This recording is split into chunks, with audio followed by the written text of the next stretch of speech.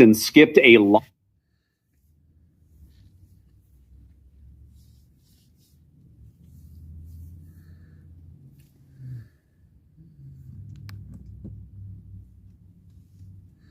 Wow. There we go. Why did they keep going out there? Shouldn't be doing that.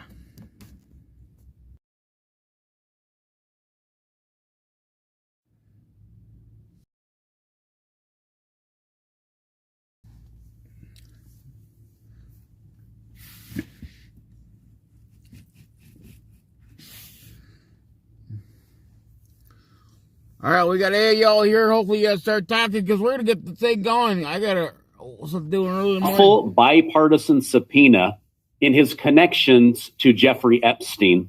House Oversight Chair James Comer now says he's moving to hold the former president in contempt of Congress and push for arrests. We'll break down why Republicans say the Clintons still have key Epstein answers and how the Clintons and top Democrats are firing back. Then we head to Minnesota, where Republicans have drafted articles of impeachment against Governor Tim Walz over the massive Somali fraud scandal. And then to the Pentagon, where War Secretary Pete Hegseth is vowing to go full Elon Musk with an aggressive audit and a chainsaw-style cut to waste, fraud, and abuse. Thank you guys so much for liking and sharing these videos. Make sure to hit that subscribe button. And make sure to leave comments on your thoughts about tonight's show. I try to read as many as I can. For example, hundreds of you told me you liked my new Trump hat. And dozens of you said, hey, Stephen, love the hat, but make sure to bend the brim, bro. So now you know I'll read your comments. All right. Former President Bill Clinton is in hot water with House Republicans after refusing to show up, not to a public, but to a closed-door deposition in Congress regarding his connections, his deep connections to Jeffrey Epstein. Now, despite being subpoenaed by both Democrats and Republicans on the Oversight Committee, Chairman James Comer says Clinton blew it off. He said, this is lawful. This is a subpoena. We will now hold you in contempt of Congress and for obstructing a congressional proceeding. Now, we know that the Clintons are deeply connected to Epstein. We want to better understand that. Republicans on the Oversight Committee say they've spent months trying to schedule testimony with Bill and Hillary Clinton after subpoenas were issued in the month of August. They want to understand Jeffrey Epstein's business model, why he was on the plane so much, why he visited the White House Oval Office dozens of times, his connection to Ghislaine Maxwell and trafficking teenagers. James Comer argues that every other witness has cooperated, but the Clintons are dragging their feet, delaying and obstructing on purpose and outright refusing to appear. For the GOP, this is about power and precedence. If a former president can ignore a bipartisan subpoena on Epstein, they say, what message does this send everyone else? Well, when Peter Navarro and Steve Bannon did it, they went to jail for 6 months. So lawyer up, Bill Clinton. They're coming for you. Now, Bill and Hillary were among the 10 most high-profile people connected to Jeffrey Epstein. Interactions, flights, massages, visits, Oval Office visits. All that Congress wants to do is better understand this connection. Now, the Clintons and their very expensive lawyers say the subpoenas are invalid. He's a former president. This tramples on separation of power and is just designed to embarrass the former president, not to seek the truth. In a blistering public letter, the Clintons say the process is literally designed to result in our imprisonment. I don't know if that's true, but that sounds pretty good based on everything you guys have done. Comer says they will do whatever is necessary to bring the Clintons in. Top Democrats echo that line, blasting the move as a partisan stunt that weaponizes contempt power while overshadowing real congressional issues. They argue Republicans should dismiss this and leave the Clintons alone. However, remember, This was a bipartisan effort to allow the Clintons to come in and share their side of the story. Listen to what was shared earlier today by James Comer. Voted on by the entire committee in a unanimous vote of the House Oversight Committee to subpoena former President Clinton and former Secretary of State Hillary Clinton. Now, Hillary Clinton's supposed to show up tomorrow. We'll see what happens there. But with respect to the former president, he did not show up today. One reason I think most Americans want President Clinton to answer some questions is because he visited the White House. Jeffrey Epstein visited the White House 17 times while Bill Clinton was president. I've been in Congress 9 years. I think I've been to the White House 9 times in 9 years. Epstein was in the White House double the amount of time that I was under one president. And then we know that Bill Clinton flew on Epstein's plane somewhere around 27 times after the presidency. So no one's accusing Bill Clinton of any wrongdoing. We just have questions, and that's why the Democrats voted along with Republicans to subpoena Bill Clinton. Not a single Democrat showed up today. Not a single Democrat. The ones that have press conferences on the Capitol steps and talk about how they're trying to get justice for the victims and all that.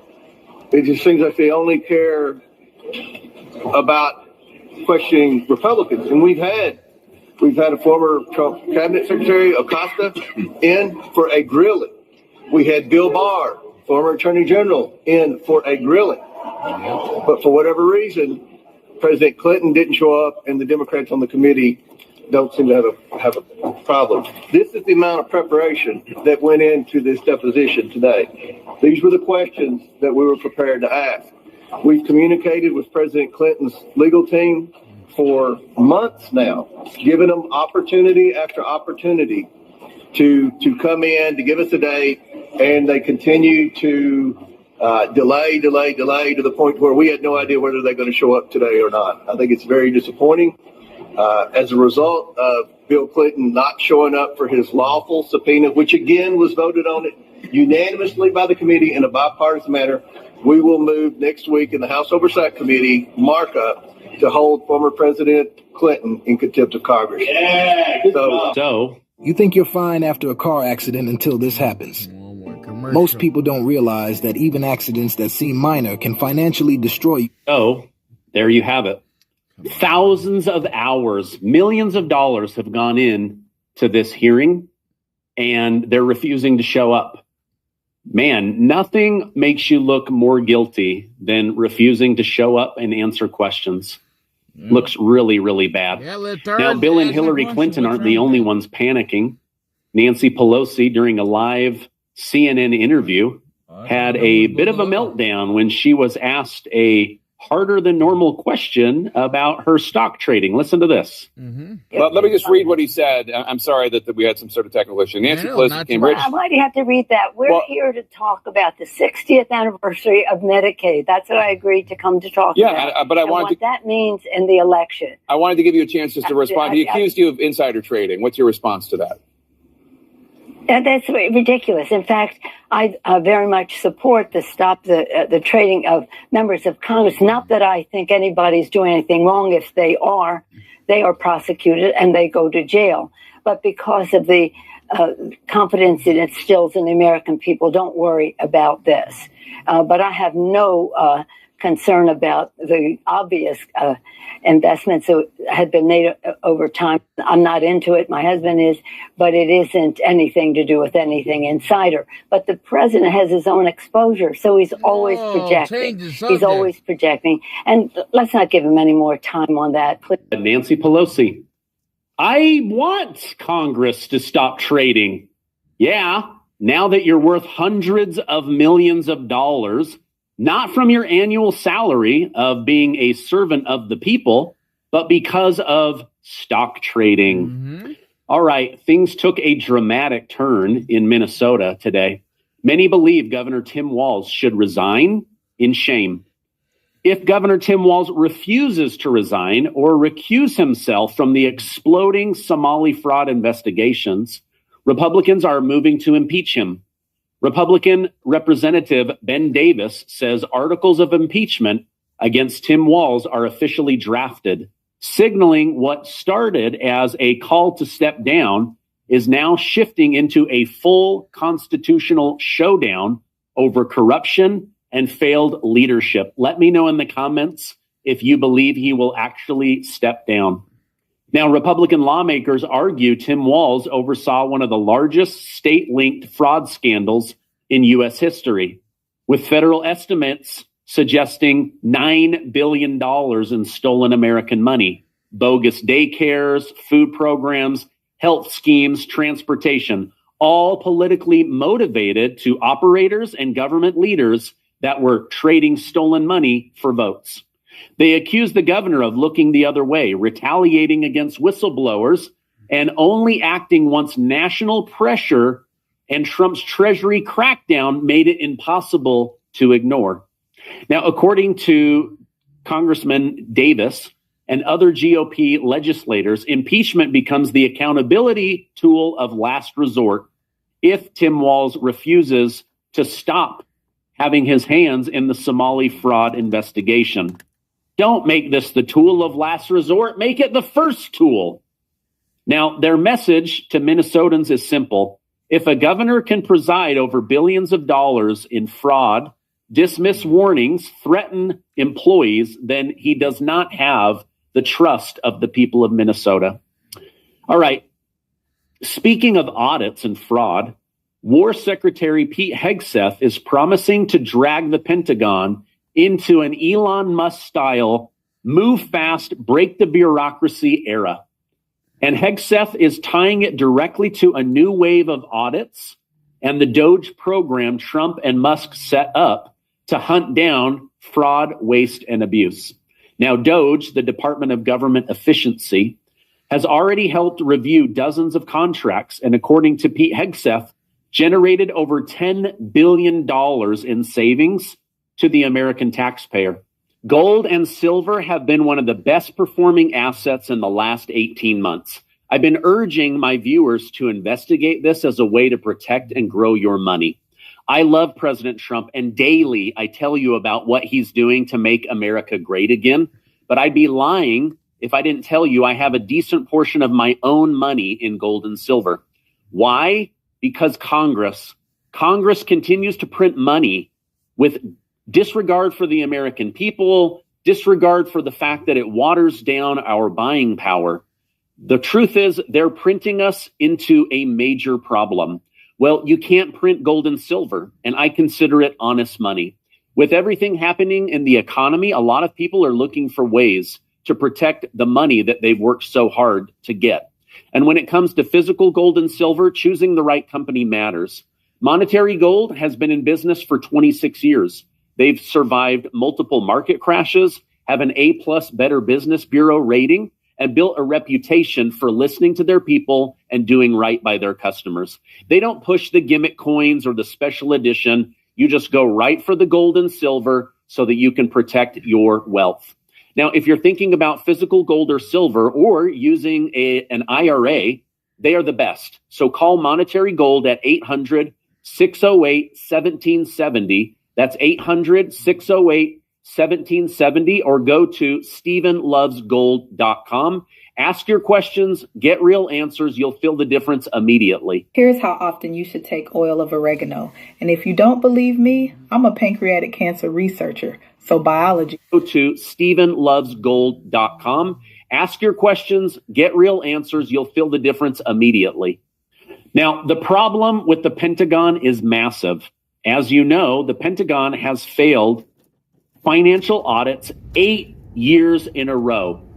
We're talking about a program that gets $700 billion, $800 billion, nearly $1 trillion of taxpayer money or printed money. And the outside auditors say once you crack in, they have no idea where the money is going. Watchdogs in Congress have warned for years that between cost overrun, bad contracts, and outright fraud, the Defense Department likely rivals America's biggest healthcare program as one of the largest sources of improper, wasted money, and straight-up fraud. So when Hegseth stands at Starbase and vows to go full Elon Musk with a chainsaw for the overgrown bureaucratic underbrush. It is a direct threat to Pentagon's old guard that the new guard isn't interested in abusing and wasting American money. Next to medical and Medicaid fraud, the Pentagon is now ground zero for the largest amount of stolen money in the country. The permanent bureaucracy or basically the military-industrial complex has led to billions, if not trillions of dollars missing. So this is absolutely massive, and I look forward to them getting to the bottom of this, getting to the bottom of the impeachment of the former governor. We need to definitely get to the bottom of this, but let me have you listen to what Pete Hegseth had to say. You see, this isn't about military structure. This is about building an innovation pipeline that cuts through the overgrown bureaucratic underbrush and clears away the debris, Elon style, preferably with a chainsaw, and to do so at speed and urgency that meets the moment. As I've said repeatedly to every audience, the President of the United States and I have the backs of our warfighters who have to make split-second life and death decisions on the battlefield. And I want this audience to know that we also have the backs of innovators who share that very same urgency. American taxpayers, especially those parents whose sons and daughters have answered the call to serve, I swore in 10 more today, demand, and I demand, and we demand, that we arm our warfighters with overwhelming and lethal technology right now. All right, so they are going to be doing a massive Doge audit of the Pentagon. Doge-style firing people. This has a lot to do with money. This has to do with defense contracts, CEOs that are making $50 million a year off of taxpayers, but it also has to do with bloated overhiring, duplicate, redundant, the government. They are famous for hiring. Under Joe Biden, the number one person that was hired was government. The second, illegal immigrants. Trump is getting rid of both of those. And now, up in Minnesota, Treasury Secretary Scott Bessent says a major fraud scheme has been uncovered and that they will be using FinCEN to track and trace the money from money going in to money going out. Yep. This is massive. I've been covering this for the last 10 days.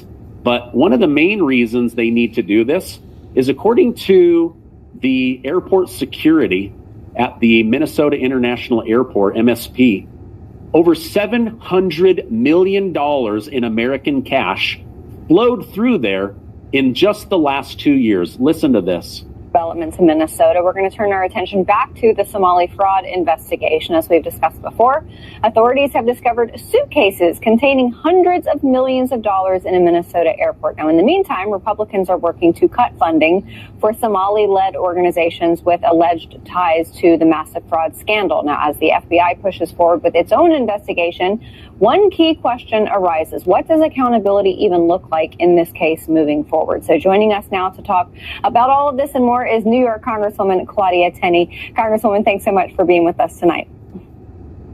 Great to be on with you, too. What a crazy time we're seeing here, aren't we? Absolutely insanity. And I know oversight in the House is looking into these fraud allegations, but I wonder if it's even bigger than we have uncovered thus far. The $700 million in cash going out of the airports there. I have a feeling we are still just scratching the surface. Yeah, it looks really bad, and obviously very alarming to see that this U.S. cash has been legally going through our airports. And of course, there is a requirement of reporting if you're going to carry more than $10,000. There's a reporting requirement, but I think a really interesting part about this is that, isn't it going to be a little suspicious when you start seeing 10,000, 100,000, millions, and now, more, as John reported earlier, more money that goes through JFK, goes through the Minneapolis airport. Something's wrong there. And I think something that's very interesting that we impose on banks is that banks are required under banking law to require and file and keep track of what they call suspicious activity reports.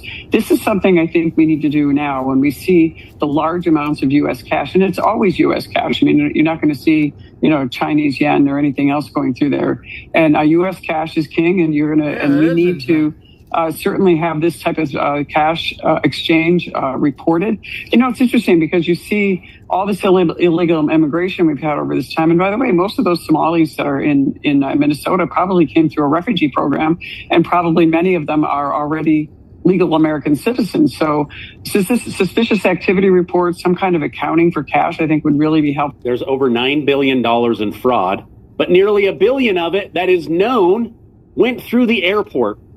20 times the amount that goes through JFK. And that place, New York, is full of immigrants and people coming in and out on the international stage. This has to be investigated. You can see why I talked to you guys about gold and silver and other stuff. All right, that's my update. If you found value, give this video a like, hit that subscribe button. I'm going to put a video right here that you absolutely need to watch.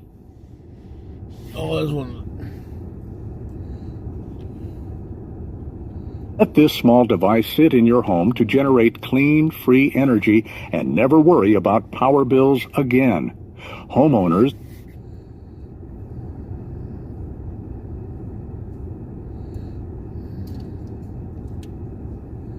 Here's what we'll be covering in today's show. Senate Republicans have just dropped one of the toughest immigration bills in decades, a plan to strip citizenship and deport even legal immigrants convicted of fraud, retroactive all the way back to 1996.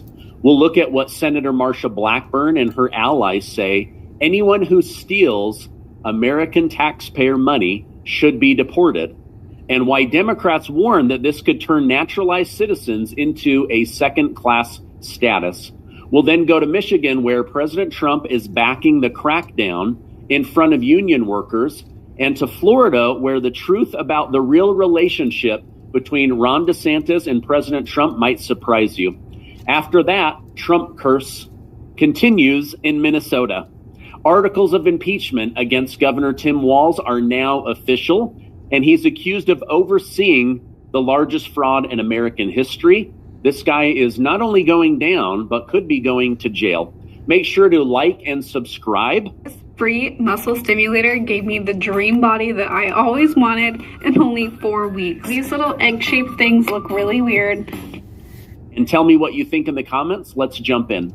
Senate Republicans are rolling out a hardline bill that would let the government denaturalize and deport even legal immigrants if they are convicted of fraud, and they want it to apply retroactively back to 1996. This effort is led by Senator Marsha Blackburn of Tennessee. The Fraud Accountability Act, she has named it, which would amend the Immigration and Nationality Act so that any fraud conviction of any dollar amount becomes a deportable offense, and any naturalized citizen convicted of a deportable offense could have their citizenship stripped. Senator Blackburn is hammering a simple message. Anyone who comes to the United States and steals from American taxpayers by committing fraud should be deported. Pretty simple, right? Pointing to the Somali-linked Minnesota fraud scandal as proof that our system is too soft and it has allowed people to steal from the American people. Allies like Senator John Cornyn and Tom Cotton say this is about justice for taxpayers, but also deterrence, arguing that billions of dollars has been stolen from Americans that should have gone towards benefiting Americans. Now, Democrats and immigrant right activists are deeply skeptical. They warn that expanding denaturalization beyond fraud is the naturalization process itself, and that this risks citizenship status, which would then create a two-tier citizen level where some are real citizens and some are citizens but could have that removed very, very quickly. Again, a simple statement. If you come here and we make you a citizen and you get involved in a scheme to steal American money, you deserve to be booted and lose the beautiful status of being an American citizen. Now, because this is a major substantive change to the Immigration and Nationality Act, it's almost certainly going to run into a wall. This is why nuking or carving out the filibuster and removing the 60-vote threshold is imperative. There are many things that President Trump wants to do that are good for the country, but are hamstringed by the fact that he needs 60 votes. Let me share with you and the audience what was on Capitol Hill about this very topic. Brand new legislation designed to do just that. So Republican Tennessee Senator Marsha Blackburn has introduced this new bill. It's called the Fraud Accountability Act. What it would do is change U.S. law to allow any naturalized Americans convicted of any type of felony fraud to have their U.S. citizenship stripped away and also be deported. Now, the bill has 6 other Senate GOP co-sponsors, including Senators Cotton, Cornyn, Haggerty, Budd, Graham, and Kramer. And Senator Blackburn explained to me why she put forward this bill. Providing this avenue so that these individuals who would come here and defraud the taxpayer are going to be removed from the country and do it in a more efficient and expedited way. Do you expect any Senate Democrats to support this? I would be honored to have them support it, and I think they should support it. When you look at, why would anybody be pro-fraud? But if the bill passes the Senate, it would then head over to the House. And that is where we caught up with several Democrats who, unsurprisingly, are not fans of the idea of stripping citizenship away from anyone. I think it's unconstitutional and illegal. I wish we would just move past this stuff about trying to strip citizenship away from people. I think so long as the Republican Party and the Trump administration is using ICE to attack American citizens and shoot mothers in the face, I'm not willing to have a conversation with them about any other bad faith attempts to terrorize U.S. citizens. Who the hell knows? These guys wanted to denaturalize the new mayor of New York City, so I don't put any credibility in what they're saying about denaturalization. And Senator Blackburn's bill would apply to any type of felony fraud conviction, whether it's against a private person, a corporation, or the government. The bill is also retroactive, covering any felony fraud convictions going all the way back to September of 1996. All right, great question. Why would anybody be pro-fraud? So this is a great idea that will likely run into a wall because Democrats are not going to vote to get rid of their voters, right? They need illegals in order to win elections. Now, President Trump echoed similar sentiment last night in a speech to Michigan union car workers, where he said, we have to protect the American people and their money. Let me go ahead and show that to you now. We're also going to revoke the citizenship of any naturalized immigrant from Somalia or anywhere else who is convicted of defrauding our citizens. We're going to get them the hell out of here fast. And if you come to America to rob Americans, we're throwing you in jail and we're sending you back to the place from where you came. We're throwing you right in jail. If you come to America to rob America, we are throwing you in jail or throwing you out. It's a simple statement. I love that. I love what President Trump said there. All right. Now, in the past 2 years, I've seen some Republican voters hate on Governor Ron DeSantis because he ran against President Trump. But I have to tell you, behind the scenes, President Trump loves Ron DeSantis and how he carries out the Trump agenda better than any other Republican governor. Let me show you exactly what he did just this week. Upholding the rule of law includes protecting our nation's sovereignty and enforcing laws against illegal immigration. 7 years ago, Florida didn't prohibit sanctuary cities and even provided taxpayer benefits such as in-state tuition. Today, sanctuary cities are banned. Those benefits have been repealed and incentives to come illegally have been reversed. Florida is the only state in the country that requires state and local cooperation with federal interior enforcement efforts. In the past 9 months alone, Florida is responsible for the apprehension of nearly 20,000 illegal aliens that have been turned over to the Department of Homeland Security to be returned to their home countries. Our people are safer because of these efforts. Isn't that amazing? Imagine if every governor who claims to support President Trump did what Ron DeSantis just mentioned there. They got rid of all of the incentive to come to America for free benefits. They got rid of the sanctuary status. And then what did they do? Instead of fighting ICE, fighting Border Patrol, bad-mouthing President Trump, Ron DeSantis and his amazing team have rounded up 20,000 illegal criminals and booted them out of the United States of America. So let me know in the comments, what do you guys think about denaturalizing immigrants who become citizens and then defraud the American people and steal money? And what do you guys think about what Ron DeSantis did here? If every governor who says they support President Trump did this, just imagine how much better America would be. Now, many have complained over the last year that Republicans did not pass enough bills in 2025. I'm one of them. I know you are as well. Now, the military spending they were able to get passed, reopening the government, and Trump's big, beautiful bill. But now they're trying to push forward an extremely pro-America, pro-Trump bill that I think could be a really big deal. Listen to this. Is we're listening to President Trump. Affordability, whether it's homeownership, healthcare, or energy, is so important. And our framework lays out a common sense plan where we have lots of ideas, a menu of options that now our conference can come together.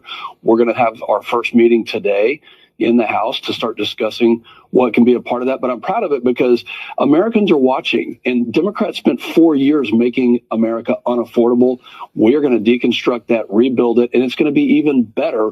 But everyone can achieve that American dream when we enact our legislation. And what's the timing on that? Why you should never charge your smartphone at night. 22 years as a cell phone repair engineer, and I'm watching people waste thousands. What's the timing on that? Well, it's got to be quick. I mean, we have to move with a sense of urgency.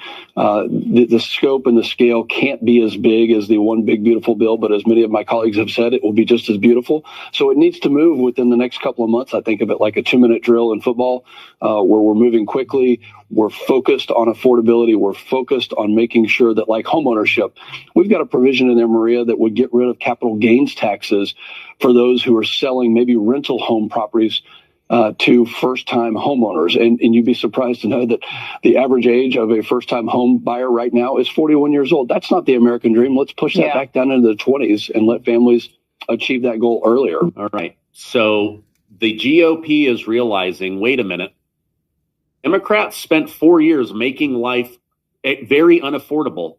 They're trying to reverse that. Trump is trying to get interest rates down, gas prices down, food prices down, insurance costs down. The GOP is now waking up going, okay, we've heard you, America. We know we need to pass more bills. And in order to do that, we're going to focus on affordability and safety, and we're going to break these bills up into smaller bills that we can get passed very, very quickly. Let me know in the comments if that's something that you support. I think it's great, and I'm excited to see them do that. For decades, our dietary guidelines have pushed low fat, low salt, eat less, while the food supply was filled with chemicals, seed oils, and ultra-processed junk. RFK Jr. just released a new dietary guideline, and it's a major shift. For the first time, the federal government is openly calling out the real driver of chronic disease: ultra-processed food. These guidelines pull America back to real food while warning against the foods that are destroying us, because real damage isn't always visible. The real damage underneath the hood is inflammation, blood sugar instability, hormone disruption, and metabolic dysfunction. And RFK isn't chasing a diet trend. He eats like someone who understands your gut controls your entire system. Mainly meat and then fermented vegetables, anything fermented. So a lot of kimchi and all kinds of fermented vegetables. And it's really, I would say it's dramatically changed my, everything. One problem, it's not easy to eat kimchi every day. And now you can get all the benefits of kimchi in a convenient daily capsule through Kimchi One. Kimchi One helps restore what modern food destroys, delivering kimchi's unique probiotic strain to strengthen your gut barrier, flush toxins out, and reduce body fat. In a world built on fake food, give your gut real protection. I take this every single day, and I feel great. Now, today you get an exclusive offer by clicking the link below for 25% off your entire order, or just snap the QR code. For an even better deal, however, call my friends at Brightcore for up to 50% off plus free shipping. Give them a call right now at 888-908-4425. All right, I have more great news for you. The Trump curse continues. It seems like anybody that goes up against Trump with lies and deceit ends up going down while Trump remains standing. What am I talking about? This is amazing news. Okay, it is now official. The rumors have been dispelled. It looks like the articles of impeachment against Governor Tim Walz are official. This governor is going down. Not only did he try to cover up the largest fraud in American history, but the second and the third largest. He is now also trying to heavily influence the outcome of the fraud investigations and government access so that they can see who exactly was involved. Now, why would you try to block fraud investigations and block who gets to see stuff? Because you know your name is in there. Now, Governor Tim Walz was nearly elected Vice President of the United States. Now, he will likely be impeached and face real criminal charges for covering up this fraud. Why? So that he could stay in power. He needed votes. He needed a voting bloc of Somalians. So what happened? You guys can steal from the American people as long as you vote Democrat. All right, continuing on the Tim Walz theme, while the governor and the mayor encourage Minnesotans to attack ICE agents and Border Patrol, while they spread rumors that ICE is disappearing American citizens and illegally taking to the street to fight Americans, all lies. They're literally there to arrest very specific people, the worst of the worst.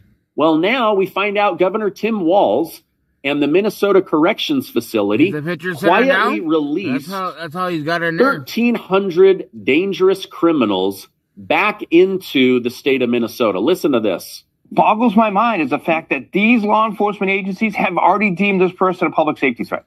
You've already taken the actions and the steps to arrest and detain this individual. Why would you not want to turn them over to the federal authorities that could then handle that case to the next step?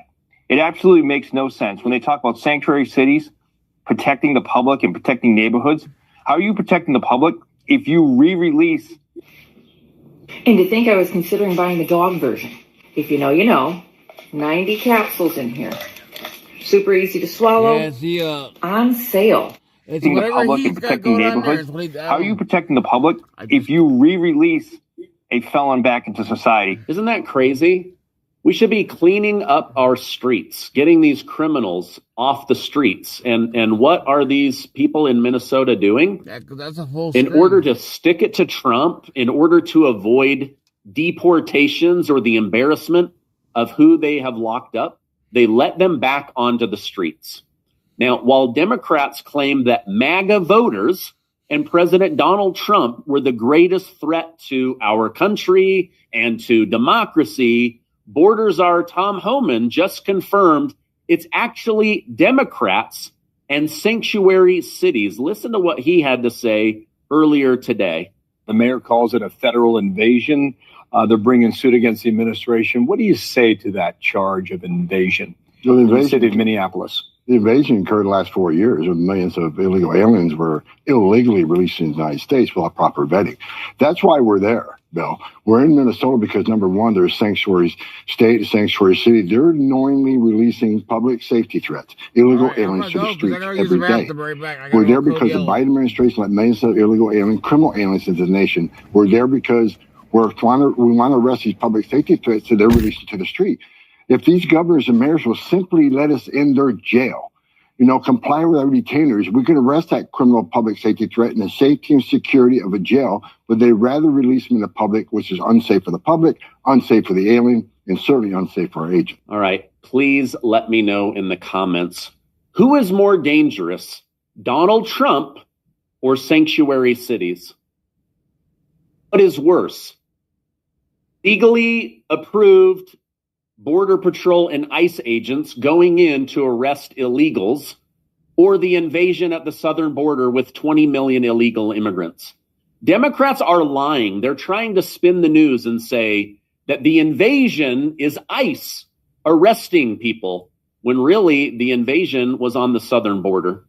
It's crazy the kind of lies that they try to spin, and the mainstream media, they're there to help them every step of the way. All right, if you found value in this video, please give it a like, hit that subscribe button. We're over 2 million amazing truth seekers. I love you. Stay amazing, and I will see you on the next video.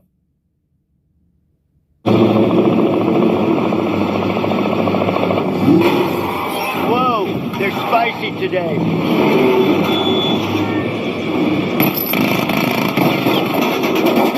Can we stop with some burgers? I'm getting hungry. We can still hold a rally today, right? Didn't sign up for this. What's the best, Benny? What's the country worth exactly? Well, it kind of depends on the country. Honestly, they're more naturally rich countries because of their resources. So let's take a country like Venezuela, where we just black bag a dictator and throw him in the back of the chopper in the middle of the night. Pretty badass. How much is Venezuela worth? Well, even with the incompetent communists running and destroying everything, they got $18 trillion worth of oil, the largest proven oil reserves in the world. They have also one of the largest iron ore deposits on Earth up in their mountainsides. They also have diamonds and gold. And they have lithium, precious metals that are scattering some of the most mineral-rich mountains on Earth. And so if you were to extract all of that, you'd be talking the GDP of the world. You're talking trillions and trillions of dollars. And so that's a lot of money to have on the line. A place like Venezuela. And if you're deposing the dictator in the dark of night with Delta Force, then there's probably going to be some people that are very pissed off about that. People would kill for less. President Trump isn't just doing that to Venezuela. He's doing that to other mineral and resource-rich countries like Cuba and Greenland and Iran and so on, changing the trajectory for all of our enemies, like China no longer gets Venezuelan oil. Same with Russia. These are the kind of things that collapse nations like China. They can't fund the BRICS currency. They can't fund their AI. They don't have their cheap, accessible oil. Then China collapses. How much is that worth? What kind of money is Trump playing with on the table? Well, unspeakable amounts. And so a bullet is a pretty cheap way to get rid of the world's, biggest problem if you're one of America's enemies. Because Donald Trump is truly making America great again, making us an empire in the very definition of the word. So anyway, the point is that there's a lot of people that would be inspired to harm Donald Trump, not just for political reasons, but for survival, right? If you're one of America's enemies. And this has happened before. It's something that I find still chilling to this day. Iran released a video of an attack on President Trump. Hello, my name is Adam Ferrari, the Chief Executive Officer of Phoenix Energy. I look forward to you joining us at our next investor webinar, where you can drill deeper into our 9 to 13% annual interest rate bond offerings and see how our company has become an emerging leader in the oil and gas industry. In 2024, Phoenix Energy rose to become the 11th most prolific oil and gas operator in the Williston Basin, one of America's top producing regions. We are now right alongside industry giants like ConocoPhillips and EOG and plan to continue rising in the rankings. Our daily production rates have risen as high as 18,000 barrels of oil per day. We've sold more than 4 million barrels, and we're just getting started. We hope to see you at our brief webinar. In less than 1 hour, you will learn more about our 9 to 13% annual interest rate bond offerings and the U.S. oil and gas sector. These Regulation D 506E bond offerings are open to accredited investors. Our team will guide you through the details of how to get started. Sign up for the webinar and start your journey with Phoenix Energy today.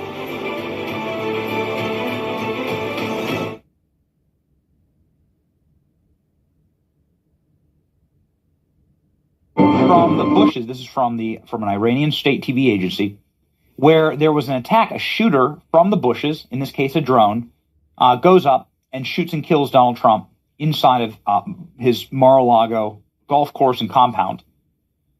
And so Trump gets shot from the bushes. He's playing golf. Well, this is precisely what happened with Ryan Ralph, who stood in the bushes right next to Trump's golf course and did exactly this. I don't know if this is predictive programming or not, but sure as hell looks like it. Oh, very similar, and even had the same plot as the Iranian video there, standing there in Palm Beach, taking shots at Trump from the bushes during golf. So we've seen some really creepy things happen with President Trump, like when there was a deer stand set up that looked right out at President Trump's boarding and deboarding ramp staircase for Air Force One, Palm Beach Airport. Hunting stand for all the whitetail in Southern Boulevard, located directly across from Palm Beach International Airport, in the medium of major highway directly facing Air Force One stairs, 200 yards. Police Secret Service did a great job in finding this. They found a deer hunting stand near the Air Force One landing area, and they took it down and destroyed it. God, nothing happened, but there's only one explanation for a deer stand that had clear view of where President Trump exits Air Force One, right, like this. And this is Donald Trump sort of out in clear view, out in the open, when he's walking down the staircase. Was this a plot? Was this plot foiled? FBI dismantled the hunting stand, direct side of President Trump, and they took it to labs that could hunt down whoever set it up. We still don't know exactly what or who set that up, but we do know that President Trump is under constant threat in Palm Beach and in Florida. When he travels down here, there have been multiple assassination attempts on Donald Trump's life down here. And there's, again, more people than ever who have some kind of axe to grind, against Trump. You're talking, this is where the deer stand was, by the way. This is where the deer stand was. This is the coordinates.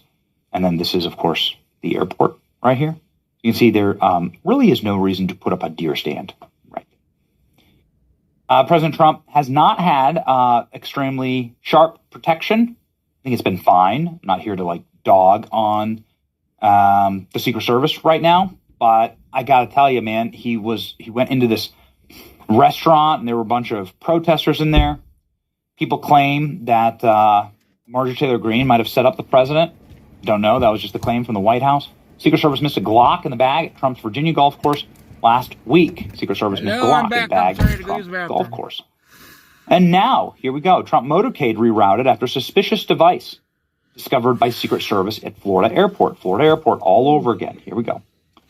Donald Trump motorcade rerouted on Sunday. Secret Service discovered suspicious devices.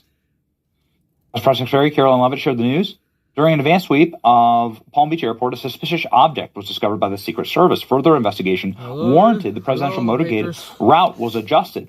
So something dangerous enough.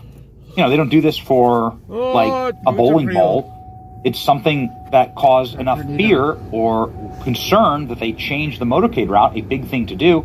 The motorcade then took an unusual route to the Palm Beach Airport, making a circular route around the town as police motorcycles raced alongside. The press vans were so close together that they almost crashed into each other during a slowdown, taking a turn and braking to avoid collisions. Drivers, press vans were instructed to keep it tight.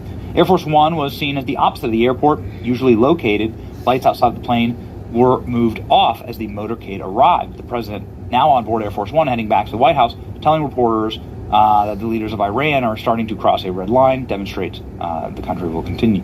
Demonstrations in the country continue, right? I mean, Iran is in flames. So, yikes.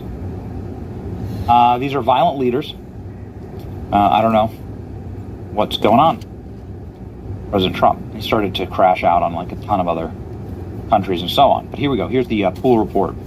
Hello from Washington. White House sends this along. During advanced sweep, PBI Airport, an object was discovered, and the Secret Service investigation warranted a change in route for the presidential motorcade. So they found something. They found some suspicious package. I have to report to you that President Trump boarded the flight here. You can see President Trump boarding, but like not at the usual location and sort of under the cover of darkness. Yeah. This instance, you see Donald Trump there sort of walking in, press filming. Not the typical sort of magisterial ascension that Trump has. So it looked like they were wanting to get out of there and get out in a hurry.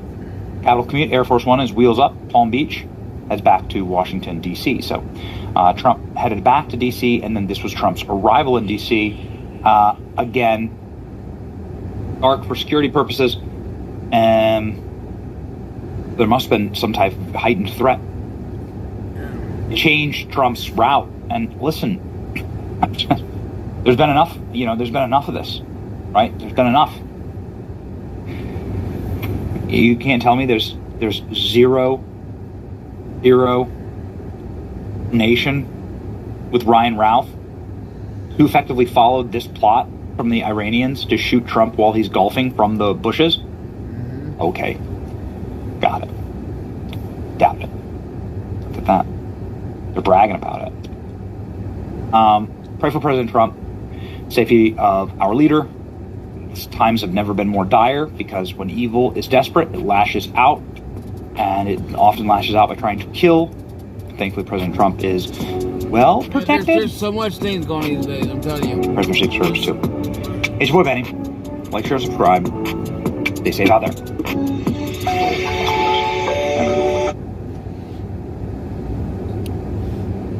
This small device sit in your home to generate clean, free energy and never worry about power bills again.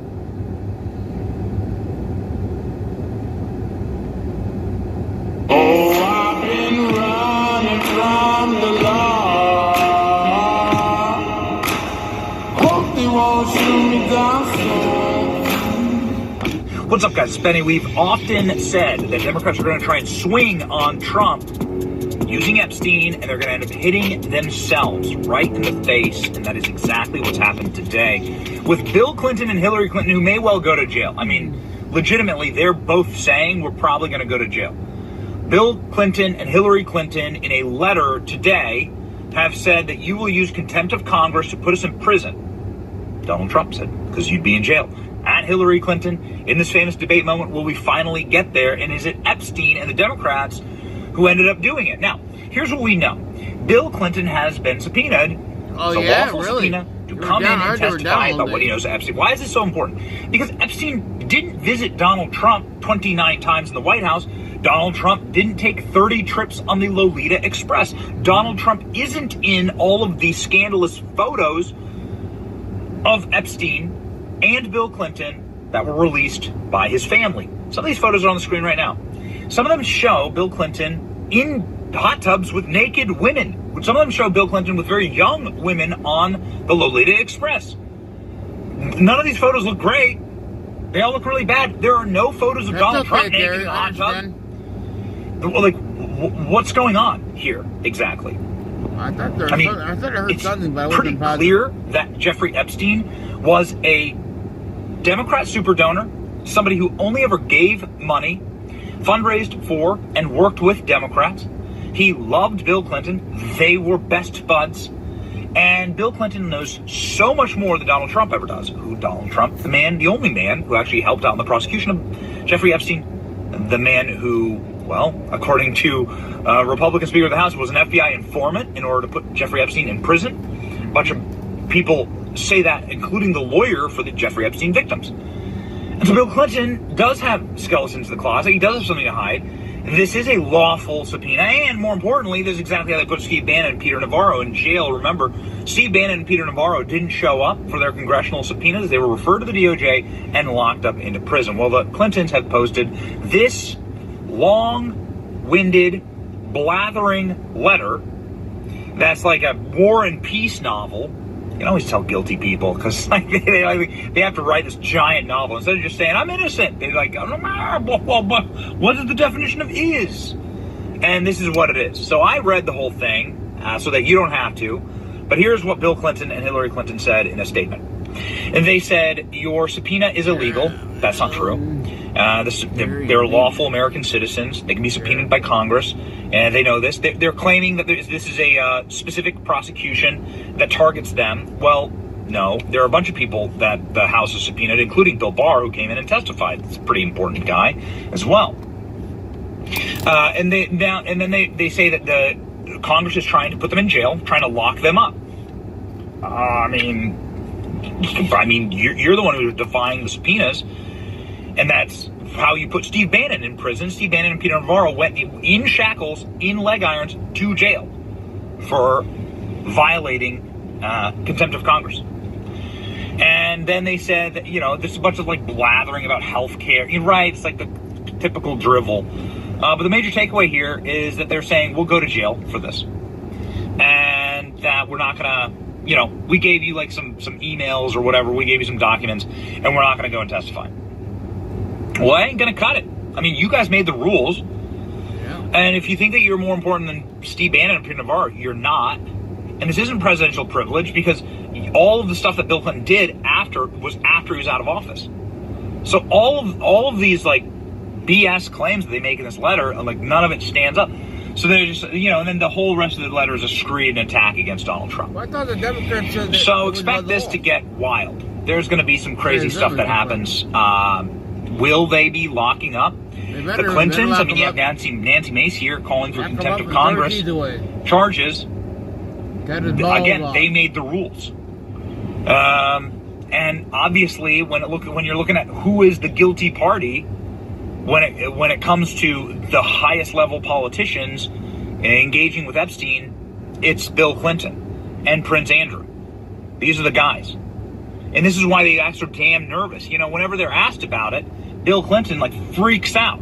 Bill Clinton threatened a guy that asked him about Jeffrey Epstein on the record. Here we go. Any comments on the alleged allegation of your connection with Jeffrey Epstein?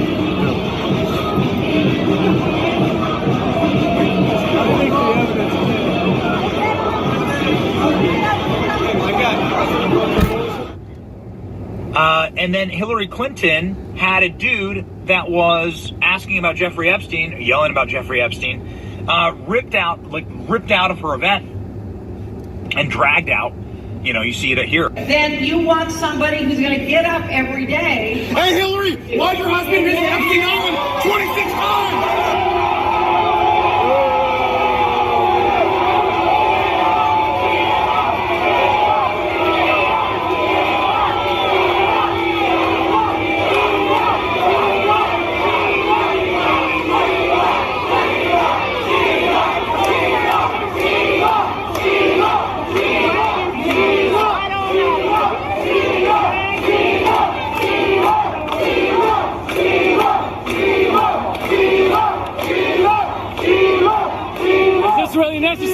Is this really necessary, guys? Is this really necessary? Is this really necessary, sir?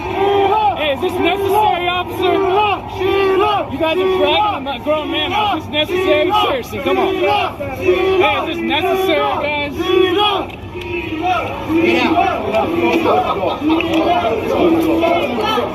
Don't hit me, man. You guys are dragging somebody out in public.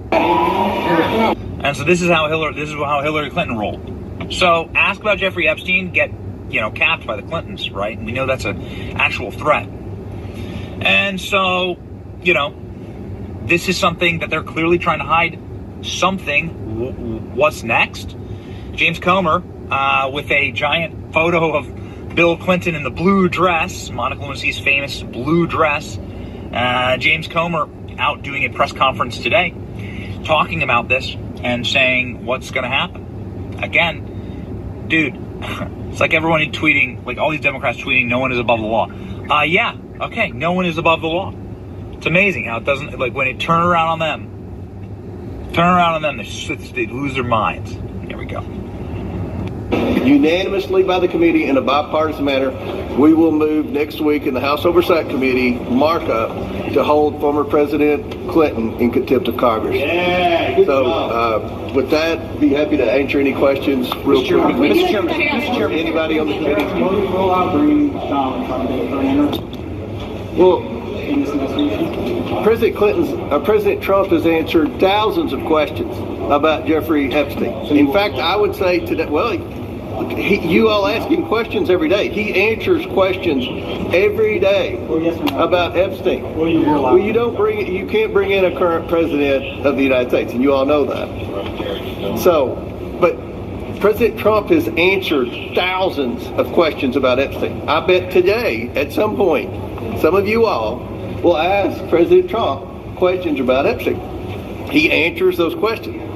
To my knowledge, former President Clinton has never answered questions about Epstein. And we just had questions. Because, again, I think anyone would admit they spent a lot of time together while Bill Clinton was president and post-presidency.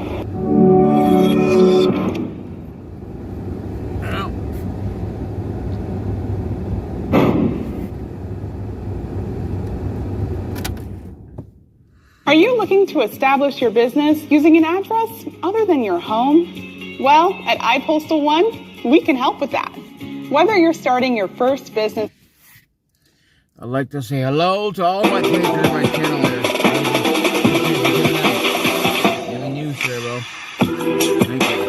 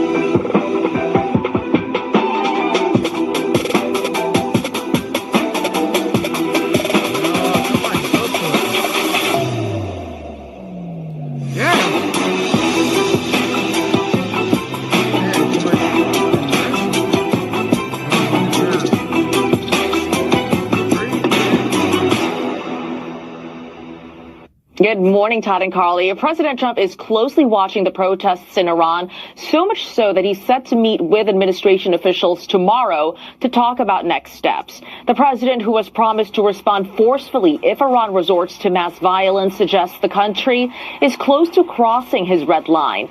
The human rights activists' news agency says at least 500 people have now been killed. These are violent. If you call them leaders, I don't know if they're leaders or just they rule through violence.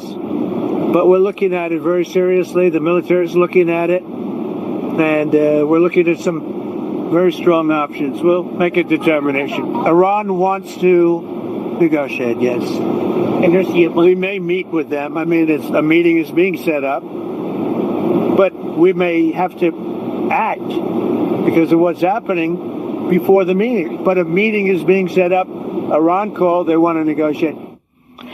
The Wall Street Journal reports the U.S. options are not limited to just military strikes. Officials are also expected to consider boosting anti-government sources online, deploying secretive cyber weapons against Iranian military and civilian sites, and placing more sanctions on the regime. So far, the Pentagon has not moved any forces in preparation for military strikes, which could be necessary in case Iran does retaliate against U.S. troops in the region. Iran says U.S. military bases, ships, and other assets will be considered potential targets. But Al Jazeera reports this morning, per Iran's foreign minister, internet could be restored soon as the country tries to project control over the situation. Connectivity would reportedly be restored to embassies and government ministries.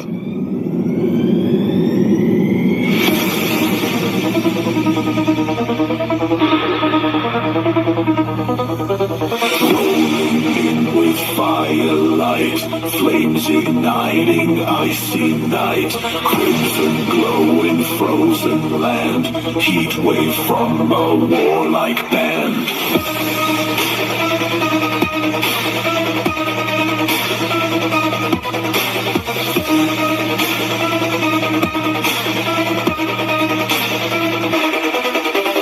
Boots on snow and steel in hand, burn through ice with brutal brand. Hearts of winter melt away, no place left for cold to play.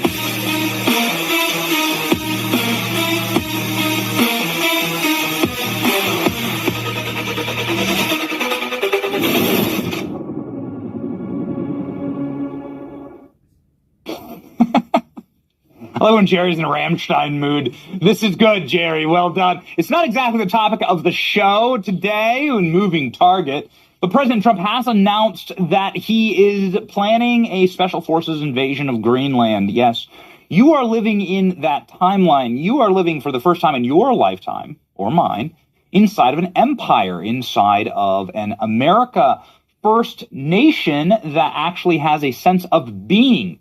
It isn't just treading water.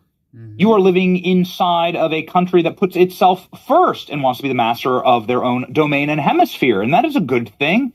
You're seeing that on multiple fronts as Iran collapses, the regime hanging on by a thread. Venezuela now, I guess, is like the 51st state. President Trump posted that he's the president of Venezuela yesterday in a Wikipedia article. I'm not sure exactly if it's accurate. I don't know if Wikipedia actually has this up, but it's pretty kick-ass.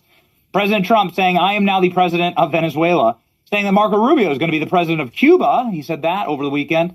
And, of course, Donald Trump making sure that all of our European allies know that Greenland is and must be ours. So, yeah, this is what it looks like to be in an expansionist, strong nation that cares about its own future, that cares about dominance in its own hemisphere. This is what it feels like being in a superpower. Yeah, pop it up, Klein. You can pop that. You can throw it up, bro. You throw it up, bro. Look at this. Trump, no comment. Acting president of Venezuela. Is this true? Is this actually on Wikipedia? I don't think so. We'll see. Donald Trump posted it up. And, I could talk for the next 50 minutes about why I want Greenland and how awesome Greenland is. I mean, Klein, they're going to make us go to Greenland, aren't they? They're going to make us go to Greenland, won't they? Can somebody on the team, Danny or ALX, can somebody grok, how far is it to Greenland? We're in Florida. How far, what is that flight? Is that a long way? Can somebody, where would we even fly into? I know the biggest city is Nuuk. I want to go set up a Trump store in Nuuk. I think I'm going to do it, actually. I think we're going to go there after we go solve California fraud, which is the topic of the program today. Here comes Killer Klein. 3,000-mile trip. Just under 3,000. Okay, 3,000-mile trip. So bad. Is there a direct flight? Is there like a direct flight? I don't know. Okay, commercial flight would be about 7 hours. Nonstop theoretical flight would take about 6 to 7 hours. Average jet speeds, but there are no direct flights. Okay, we could figure it out. I think Trump Force One. Charlie took Trump Force One to Greenland. We'll ask Eric Trump today. Okay. Rock and roll. Today is Monday, January 12th, 2026. Nothing but piss and vinegar today. Tim Walz is resigning. Little birdies tell us that Nick Shirley is about to drop the banger of all bangers, and that it is going to end the careers of multiple people inside of the Minnesota government. What is that? We have this on high authority. Today may well be the last day in office for Tim Walz. He's already under several federal investigations, as is Gavin Newsom. Ladies and gentlemen, the Somali fraud scandal is going to blow up today. Get ready. Gavin Newsom completely crashes out over yours truly. What an exciting time to be alive. Gavin Newsom can't stop posting about us. And you know what? We will drink the salty tears of Gavin as we prepare to go uncover fraud in California this week. This is going to be a massive, massive opportunity to show the world exactly how you take paradise, which is California. California is the crown jewel of America. And I say that living in Florida. I like Florida a lot. I think there's a lot of beautiful places, but there's just nothing like the natural resources and raw beauty of California. It's filled with gold and oil, truly the crown jewel of the country. And in about 60 short years, they've turned it into a third world country. That's what Democrat policies have done. About 60 short years, they have taken this place and plunged it into darkness, insolvency, and total and complete collapse. We have been going scorched earth against Gavin Newsom, setting the table for what is to come. Ladies and gentlemen, my name is Benny Johnson, and this is The Benny Show. Speaking of going scorched earth, the Pendragon Cycle from Daily Wire is a fantasy series, might include some scorched earth as well. An incredible story, The Rise of Merlin, a latest in an original series by the Daily Wire, a 7-part cinematic epic based on the novels by Stephen R. Lawhead. This is a fresh telling of the story, but not a woke telling of the Arthurian legend. At its center is Merlin emerging as the bridge between the old world of darkness and the new world of light. Something that is constantly happening, by the way, as the world remakes itself. Anyway, you can see the trailer on right here. Just absolutely incredible cinematography, breathtaking. Who needs Hollywood anymore? This world comes vividly to life. Pendragon Cycle on Daily Wire Plus. Starting January 22nd, 2026 exclusively. You can watch the trailer now at pendragonseries.com. It's up on the screen. Again, looks as good as anything out of Hollywood. Hollywood is in major trouble. Did we mention that we'll be there this week? Okay. Top Minnesota GOP rep says Tim Walz will be leaving in handcuffs. Here's some of the breaking news off of the top line today. We know, again, little birdies tell us, I'm just checking in here to see some of the commentary. They are polishing up and getting ready to launch the single most devastating investigation that will make the Quality Leering Center look like child's play in Minnesota. Nick Shirley has the goods. And now local reporting is showing that Nick Shirley is going to force the resignation of Tim Walz. Now, Tim Walz can't admit this. He has to effusively scream and rant and rage and, behave like a complete tampon over this report. But there's only so much one man can do when the full weight and force of the federal government is collapsing upon him. So let's go ahead and listen to Tim Walz, just backstopping all this. Major local reporting, major independent reporting saying that Tim Walz will not be able to survive his full term. We do have inside knowledge on this. We can report this. What is about to happen to Tim Walz today is going to be a career ender. Minnesota is in a state of total and complete collapse. Some of our friends were attacked yesterday. Hey, Alex, if you got that, let me know if there's a block in the script. Otherwise, just grab me some of that from Nick Sotor and Cam Higbee. Were attacked in the streets yesterday. Minnesota is teetering. Tim Walz asked, are you going to serve out your term? Are you going to resign? You already dropped out of the gubernatorial race. That was a huge humiliation. Are you even going to be able to survive the next couple of months of your term? Here we go. Their idea of improving this state is being a parrot for Donald Trump, agreeing to everything that he agreed with. Well, here's what I'm going to tell you. It ain't happening. I'm not going anywhere. And you can make all your requests for me to resign over my dead body. Will that happen? I will fight this thing till the very end to make this state better. And the question that I think they need to decide is when did the guy in the White House resign? When does he take accountability for what he did? Because it isn't going to happen here in terms of us shying away from making this.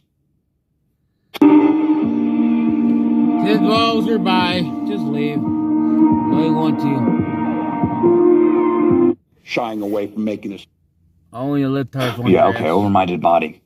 There's this great clip, ALX. It's from the same press conference that Tim Walz announced that he was resigning. It was on January 6th. I find this absolutely fascinating, the cognitive disconnect here. It's called cognitive dissonance. It is a psychological phenomenon where you can hold two competing ideas in your mind at the same time. What do y'all think? You can believe both things which are antithetical and approxied to each other are true. And this is what I'm talking about right here. Thank you, ALX. This is Tim Walz's first time answering to the cameras why he's dropping out of the race. And he's so panicked by it that he starts screaming about January 6th. It was January 6th. Okay, that was the date. It's just a couple days ago. But Tim Walz, when asked, there's all this grotesque Somali fraud. You're being investigated by the Department of Justice, Department of Labor, Small Business Association, HHS, the DOJ, the Treasury Secretary was here all week. And I don't know if we have anything from Bessett, but Bessett was on a warpath in Minnesota. It was really something else. He blocked all wires out of the country. If you're getting welfare and then you take that welfare and you send it out of the country, how dumb are we how stupid we as a nation? How weak bitches are we if we just allow some immigrant, some parasite to come here and then to accept Ain't Patty today. I can't wait. money from our treasury and to immediately wire it out of the country. What does that say about the state of our welfare system and the massive reforms that it must take? Because it's like a double insult. That money, at the very best explanation for this, is that somebody's really needy and now they can eat. The next best explanation is, hey, if they don't even need it to eat, at least they'll spend it here in our economy. The worst possible explanation is this is a foreign parasite that is taking that money, sending it abroad to go fund Islamic terror against America, which is exactly what happened with the Somalis. Breaking news from Just the News this morning, the federal government has caught a bunch of Somalis with $700 million worth of cold, hard cash in their suitcases at the Minneapolis airport. That was breaking at time of recording here, and I'm asking for a lot of assets and building the show live, but there's just been a lot going on in Minneapolis that would facilitate and necessitate Tim Walz resigning. Okay, so we're doing the weave here. We're doing the weave. Here is Walz saying, no, January 6th, it's really, really bad. January 6th, really bad. Who cares that I am dropping out of the race and there's all this Somali fraud and they're catching, low IQ, mentally handicapped IQ level Somalis with bags of hundreds of millions of dollars at the airport. Pay no attention to the Quality Leering Center. January 6th. It's like an incantation for these people. It's like a shaman. It's like an incantation, like a spell that they cast on you. Listen to this. Governor, what did you enter campaign by yourself, or did you receive pressure from Democratic allies? This is a decision that I make and make with my family, and certainly I think, as I said, it's the right decision. I'll note, I think it's appropriate we're here today. The war that's being waged against Minnesota, you're seeing it. We have a ridiculous surge of apparently 2,000 people not coordinating with us that are for a show of the cameras. I'm going to note to all of you, today is January 6th. There's no debate what happened. The President of the United States led an insurrection against a fair election to try and overturn that and, report both sides of this. Well, he said he really didn't, and courts convicted 400 of them, and he pardoned them. No, he did that. He did that, and that's today. And it's clear that we also saw today he implemented 5 states are being punished with a freezing of federal funds illegally that were appropriated by Congress, our tax dollars. So Tim Walz announcing his humiliating resignation from the gubernatorial race. We hear again that he is going to resign his office because of the weight of the full federal investigation against him from multiple branches of the federal government. Minnesota is effectively a inoperable state right now because the federal government has taken away all of their monies, All of it. Everything from HHS, everything from DOJ, everything from the Department of Labor, that's unemployment benefits. It's all frozen. It's all shut off. Around and found out, man. Then he says, listen, I just want to talk about how duplicitous this style, because Gavin Newsom's doing the same thing to us right now. It's wild. What this level of gaslighting, how easy it is to destroy it. Okay, so here's the game. Tim Walz has been trained like every Democrat, like a Pavlovian dog. You ring the bell, they start to drool. Whenever you're in trouble, scream January 6th. Okay? Scream January 6th. Okay? Your wife turns on the light and you're cheating, scream January 6th. Whatever it is.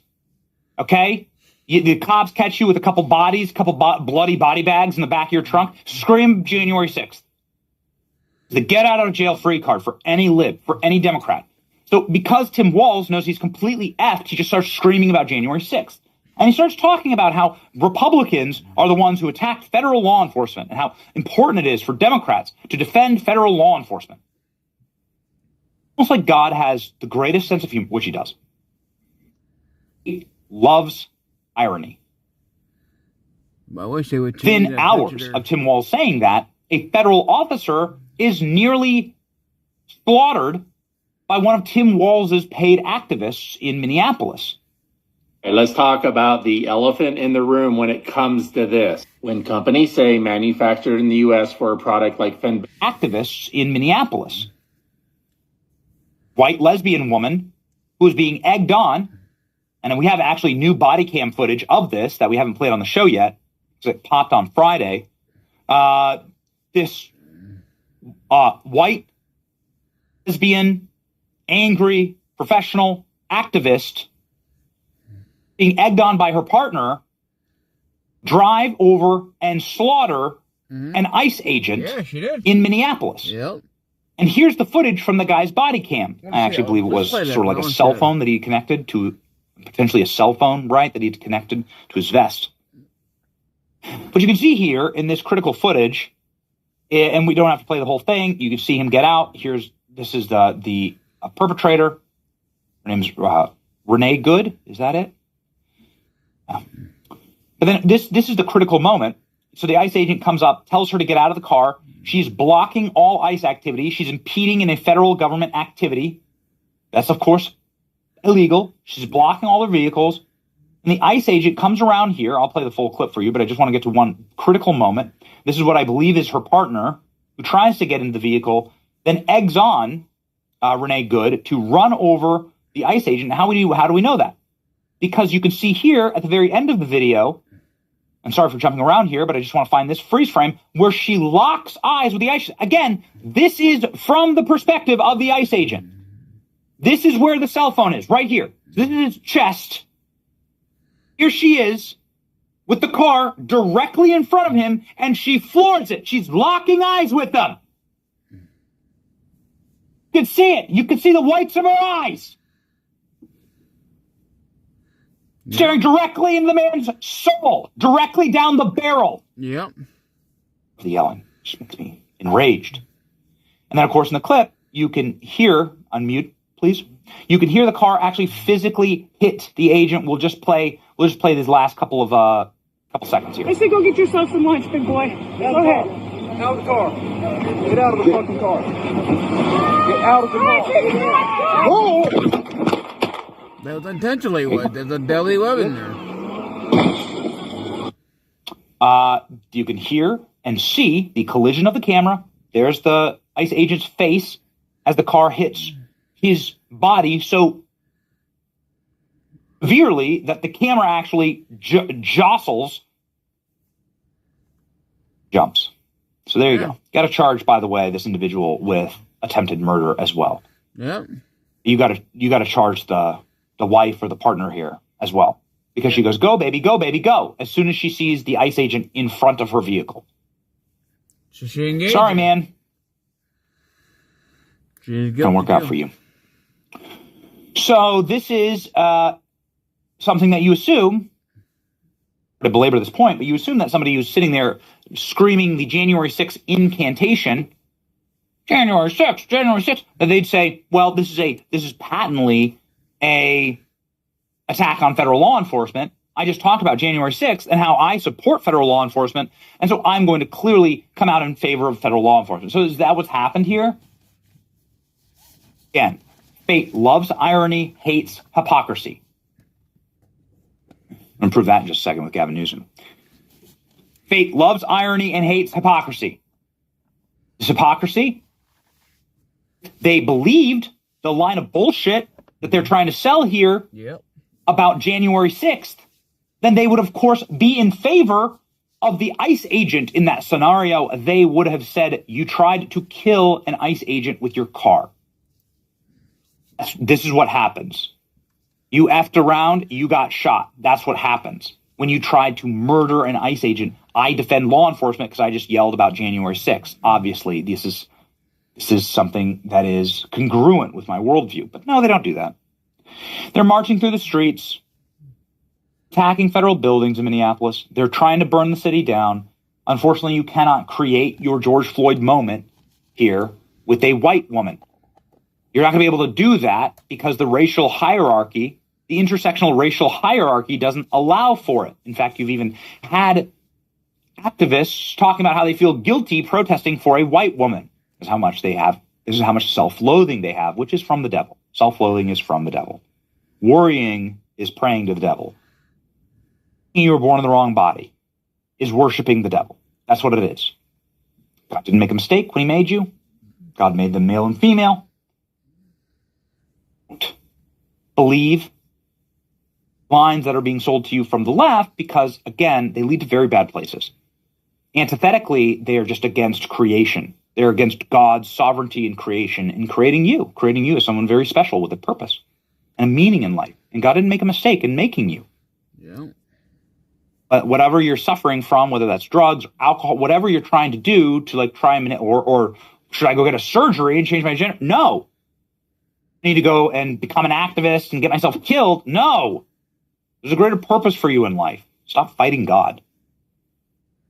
It can't reason beyond that. The cognitive dissonance goes like this. January 6th, really bad.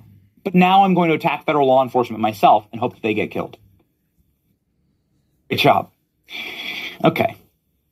Cognitive consistency is saying that all attacks on federal law enforcement are bad. The rioters, most of them were Antifa and BLM rioters who were disguised as MAGA. Maybe some of them were feds, the ones who actually fought the cops on January 6th. We've always said, don't fight cops. Don't hit cops. We don't care. Don't attack federal law enforcement. We've been the ones who are consistent. When given the opportunity for Democrats to fight or kill federal law enforcement, they cheer it on. That's the difference. What about journalists? Remember Jimmy Kimmel? Remember when we helped get Jimmy Kimmel ripped off the air? In Time Out? Very excited, very so proud of that. One of the few actual consequence culture moments that ever happened in Hollywood. That was not self-inflicted. That was inflicted by us in a show of power and cultural strength. You remember how they screamed that this was an attack on journalism? Well, that's exactly what they're doing now. They're attacking journalists. Here's some of the footage from our friends. Nick Sotor was on the show just for last Friday. He nearly got killed last night. They were taking frozen water bottles and chucking them at the vehicle that they had rented. It got smashed in. Dude should have rented a Cybertruck. Am I right, ALX? ALX. Am I right, ALX? Would those water bottles have done anything against a Cybertruck? No way, bro. Oh. This is what they did to our friends. Show me more clips, yeah. This is Nick Sotor. This is them. They're getting stopped and attacked. This is false. This is false imprisonment. This is Cam Higbee and Nick Sotor. This is false imprisonment. This is illegal. Obstructing and blocking a roadway. Attacks and threatening. You're not allowed to do this. They're blocking them from leaving or moving. And thank God that they peeled out and were able to get away. And as far as I know, nobody was actually hurt. I think, is this the footage of them like actually zipping along? Okay, there you go. Good for you. This is what you should do in this scenario. They seem to be acting very responsibly. They pulled forward and then zoomed away. Hell out of there. This would be Nick Sotor driving, I believe. But yep, there they go. They would have killed him. Look at that damage. They could have gotten their hands on him. They could have killed him. Yeah. Every one of them needs to be arrested. Every one of those protesters needs to be arrested. What's this here? Damage. Attacked again. During the attack, federal agents deployed massive amounts of tear gas and pepper balls. So it's actually the federal agents that were deploying this. Yeah, but Minneapolis in a state of total and complete collapse. And who are these people fighting for exactly? Somebody tell me that. Oh yeah, they're fighting for the Somalis, who could not care less about them, wouldn't even step over their dead bodies. Somalis come here with bags of cash. We now know this. Here's the report, just the news. Now, hundreds of millions of dollars. But at the Minneapolis airport, TSA flagged daily 99 times larger than the cash going out of New York's JFK and Minneapolis.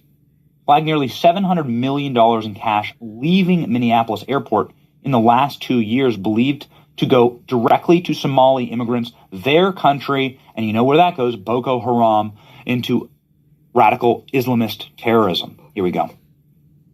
The report. Cash transfers. There are Somali couriers who come to the airport almost daily with $1,600,000 in cash and a luggage. That sounds a little suspicious, right? It was going on daily, and they were moving about $350 million a year in cash in their luggage out of Minneapolis airport, and then traditionally or predominantly overseas. One of the routes that the TSA saw the money go, it would go from Minneapolis to Europe to Dubai, often through Amsterdam. It was flagged for years. TSA was flagging these payments for years. They grew from $20-30 million a year to $350 million a year the last 2 years, 2024 and 2025. It was literally a foreign ATM taking cash out of the United States to foreign destinations, and we don't know the reason why. But that is now under investigation by the FBI and HSI. And people say, well, is this normal? That's the sound of an American oil company hard at work. Want to be a part of it? Listen up. Hello, my name is Adam Ferrari, and I'm the CEO of...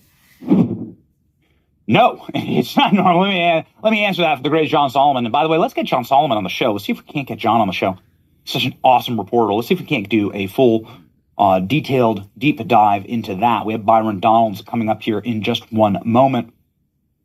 Ladies and gentlemen, quite a bit to digest and to take in right now from the news cycle, but things are going exceedingly well in the first week of Trump. The way Trump's moving, the way this movement is cooking, it's an exciting time, and we're a part of it. And it's exciting to be here. Speaking of cooking, just really fast. When you're cooking, my house, you're going to be eating some masa chips, baby. That's just it. It's just a matter of fact. Byron Donalds from Florida. He hasn't been over for dinner yet. And so I don't know, ladies and gentlemen, if Byron likes masa chips. So I can tell you this, that Masa sent a box of chips to our house. And our neighbors stole them. I don't live in a thieving neighborhood. But what I mean by that is, like, my wife, there's like major back orders right now, and my wife just straight up like gifted them the box. And it's like, here you go, you can have it. These are the best chips in the world. My wife is extremely picky. She does not like slop being fed to us. All the more important that she is a big time Maha influencer. Was at the Maha that was chilling with RFK, and more to come on that. We have some fun projects with RFK that we're going to be doing. Nonetheless, this is Maha approved. No seed oils. Totally organic. Corn, salt, beef tallow, boom. That's it. That's all you got. That's all you need. It's delicious. You feel great afterwards. Give Masa a try. Go to masachips.com/Benny. Use code Benny for 25% off your first order. That's masachips.com/Benny. Code Benny for 25% off your first order.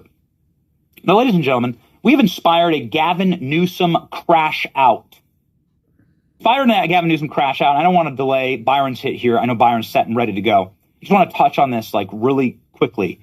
Gavin Newsom has been nonstop posting about our show because we announced last week that we are heading to California. In that time, we have an email. Please email us, fraud@bennyjohnson.com.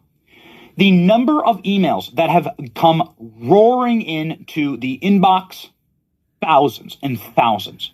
Some of those leads we have followed up. We read every single one. Some of those leads we have followed up, and hot damn, do we have the mother of all frauds that we are going to go out and uncover. We have been going on the research and has been burning the midnight oil, as they say. These are complicated networks of fraud. They try and cover this stuff up. NGOs, shell games. There is direct connection to the Democrat mafia in the state. The corruption is endemic. It is strip mining and defrauding the California and federal taxpayer. Yes, they have found billions of dollars in fraud in Minneapolis. That's like a day's work for California. This kind of stuff is happening at scale. When you actually are able to pull the data, find the truth, send the FOIAs, get the lawyers involved, force them to turn over their books, which we have, then you are going to be astonished at what we have found. We're heading out to California this week. We've made no bones about it. We don't have to play the clip, but like this is just, last night on Fox News, we were previewing all of this on Fox, and Gavin Newsom's little press account has been psychotically posting about us to the point of, put up the last one, please. To the point of the fact we had to like roast back. We had to absolutely like scorched earth. Made us the not top trending topic in the world this morning. Our little fight with Gavin. That escalated quickly. Hot damn, man. Gavin's got some problems. And we are going to be heading to California. And before we bring on Byron Donalds, I just want to say thank you. We have a full research team at this site. We have full production capacity. We are going to be taking all of the energy from the show, and we are going to be delivering biblical results on fraud in California. We'll be joined there by some incredible California patriots on the ground who have to suffer and live under this tyranny and want real change, and we are excited to deliver. It's because of you and this audience that we are able to do this. We are thankful to God for you. This is the purpose of this show and this site. Ladies and gentlemen, expose the darkness, and the light shall set you free. The truth shall set you free. It's going to be a incredible week. Joining us now, first guest of the week. Couldn't think of anyone better than one of Gavin Newsom's arch enemies, Byron Donalds, running for governor of Florida. Live now.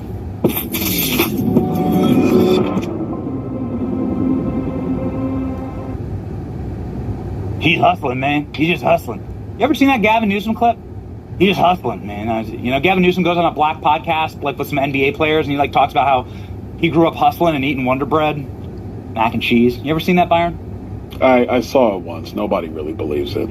I mean, it's just, that's who he is, man. It's funny when you said I was like his, I guess, arch enemy or, I don't know, arch nemesis or something. Made me sound like Batman, so I'll take it. Yeah, the Daily Show went and pulled a bunch of clips of me talking about how much I love Batman. And I was like, well, okay, like, guilty as charged. You guys did your research, but, like, thanks for being fans of the show. This is, like, a good metaphor. And here's another clip for you, Daily Show, actually. But yeah, you can put it up. You can put it up. Yeah, so there you go. Yeah, like, dude, you guys are gonna devote like 5 minutes to roasting me for liking Batman? Okay, I mean, it's like fine. Does anybody even watch the Daily Show anymore? No. Actually, the most views this clip's gonna get is because we reposted it. Like it was a dead clip. Like my producer sent it to me this morning. He's like, "This is actually pretty funny." I mean, when you said it, I was like, I forgot I didn't even know they were still on. So I don't even know who the host is. Hold up. There we go. It doesn't matter. It doesn't matter. So okay. We got some real issues here on a state level. I don't think anybody's ever there's been a lot of focus on the federal government. Maybe we can like zoom out the Tim Walz, Gavin Newsom stuff. There's always this focus, and you're part of a branch of the federal government right now. And everyone's always banging the pots and pans about the president and about the various cabinet secretaries and so on in Congress. A considerable amount, in fact, the things that affect your life the very most happen on a state level, no matter who you are in America. And where you choose to live is actually the federal government has much less effect on your life than your locality that you're in, your town, and then your state government. And that's why I think it's such a great focus on Minnesota and California right now, because it is the state level that changes the lives of people in Minnesota, California, New York, and so on. You agree with that, Byron? No, I totally agree. That's the way the framers intended it. They wanted the federal government to have limited powers for issues that the states themselves could not deal with. This is why border security is the purview of the federal government. This is why foreign policy is the purview of the federal government. Coining money or the creation of dollars is the purview of the federal government. But many of these, many issues really are the responsibility of state governments and local governments, the governments that are closest to the people. So examining these fraud issues in Minnesota and now what you're revealing in California is critically important. I remember it was my first term in Congress, and there was a roundtable discussion with faith leaders from different parts of the country. And what these faith leaders said, it was a roundtable discussion. They said that we keep hearing about all these programs that come from the federal government, but people weren't feeling them. And actually through these discussions, what you began to realize is that people on the ground weren't really being able to access these programs, but the money was still going out the door. A lot of this does stem from when federal money goes into state coffers for the disbursement of these aid packages, where you'll have federal money mixed with state money, and they're supposed to go to these organizations and these programs. We're already seeing in Minnesota, it was actually going to buy land in Kenya and Turkey, and then also to end up in the money changing networks in Somalia. And I would argue you're going to find the same thing in California, if not more. And I would really argue that there's this type of systemic fraud happens throughout too many states in America. Yeah, so what should happen to these governors? There's a lot of rumors out. Nick Shirley's going to release another fraud expose investigation. It's going to be devastating today. I have some inside tips on what it's going to include. I'm just not sure how someone like Tim Walz survives all of this. Should he resign, Byron? Yeah, he definitely should, in my opinion. I mean, I know it was a nice notion to say he was not going to run for re-election, but here's the truth, Benny. He's not running for re-election because he knows what happened under his watch is terrible. And I will also add, it's not that the fraud was occurring under his watch, it's that his administration was retaliating and threatening the whistleblowers. And we have that on testimony under oath from members of the Minnesota House Assembly. They testified that the workers were being retaliated against when they were trying to bring the fraud forward so it could be cleaned up. And it was Governor Walz, his Lieutenant Governor Peggy Flanagan, and many others in that administration. Yeah, what did you learn in that hearing? I know it was a long hearing. There were some viral clips out of it. I'm not sure if there was a classified element to that or if there was something that happened just with the members of Congress, but could you summarize what came out of that other than the criminal referrals to the DOJ? Well, it wasn't a classified hearing. The information given is completely open. What was talked about in detail was that the Department of Human Services in the state of Minnesota was responsible for administering the programs dealing around daycare centers, an autism program, other programs supposed to help needy individuals in the state of Minnesota. What was happening is that you had these people who were creating these sham companies, these essentially empty storefronts, where there were no kids in daycare, no kids getting autism care, no people getting meals that were supposed to be handed out, and they were taking this money from general federal funding and also pandemic era funding. And instead of distributing this money to people who were in need, they were pocketing the money, they were buying real estate, flying on private jets, getting designer clothes, sending money back into Somalia and other parts of the world. I mentioned buying property in Kenya, buying property in Turkey. This fraud has been going on for quite some time, several years, during the entire administration of Governor Walz. What also came out in the hearing is that the state employees in the Department of Human Services were trying to get the fraud under control, and they were met with resistance and retaliation from the Walz administration. They were being told that they better not try to blow the whistle like this other person who got fired, or they would be met with the same fate. They were being told that they would be blackballed from any other future work in government operations if they left state government and tried to go into counties in the state of Minnesota. They were told their careers would be ruined. Some of them were told, we know about your children, we know about your family, this is not going to end well for them as well. I mean, really grotesque mob-like stuff coming from the Walz administration. And so it's the latter is the reason why Tim Walz is not running for re-election. There are many state employees. There was actually a letter I submitted for the record into that hearing, and the letter was detailed examples of the retaliation from the Walz administration against these state employees in Minnesota who were trying to bring that fraud to light, into the sunshine, like you were just talking about in California, and then wanted to make sure that fraud was ended. The vast majority of this is in the Somali community in Minnesota. And the reason why this is important is because the Somali community in Minnesota is very tight-knit. Not a lot of people come in and out from other aspects of Minnesota's population. And so this is where Nick Shirley's video comes in. When people are on the ground talking about it, you get a lot of people who are saying, I don't know what you're talking about. I never saw anything. I've never seen kids go in there, but don't talk to me. Very close-knit community covering it up. And the Somali community, in part, the people who were engaged in the fraud, they were making political donations, and they were actually threatening the administration, saying, if you try to close us down, we're going to say it's because you're Islamophobic and because you're racist. And they were also organizing votes for Tim Walz and other officials in Minnesota.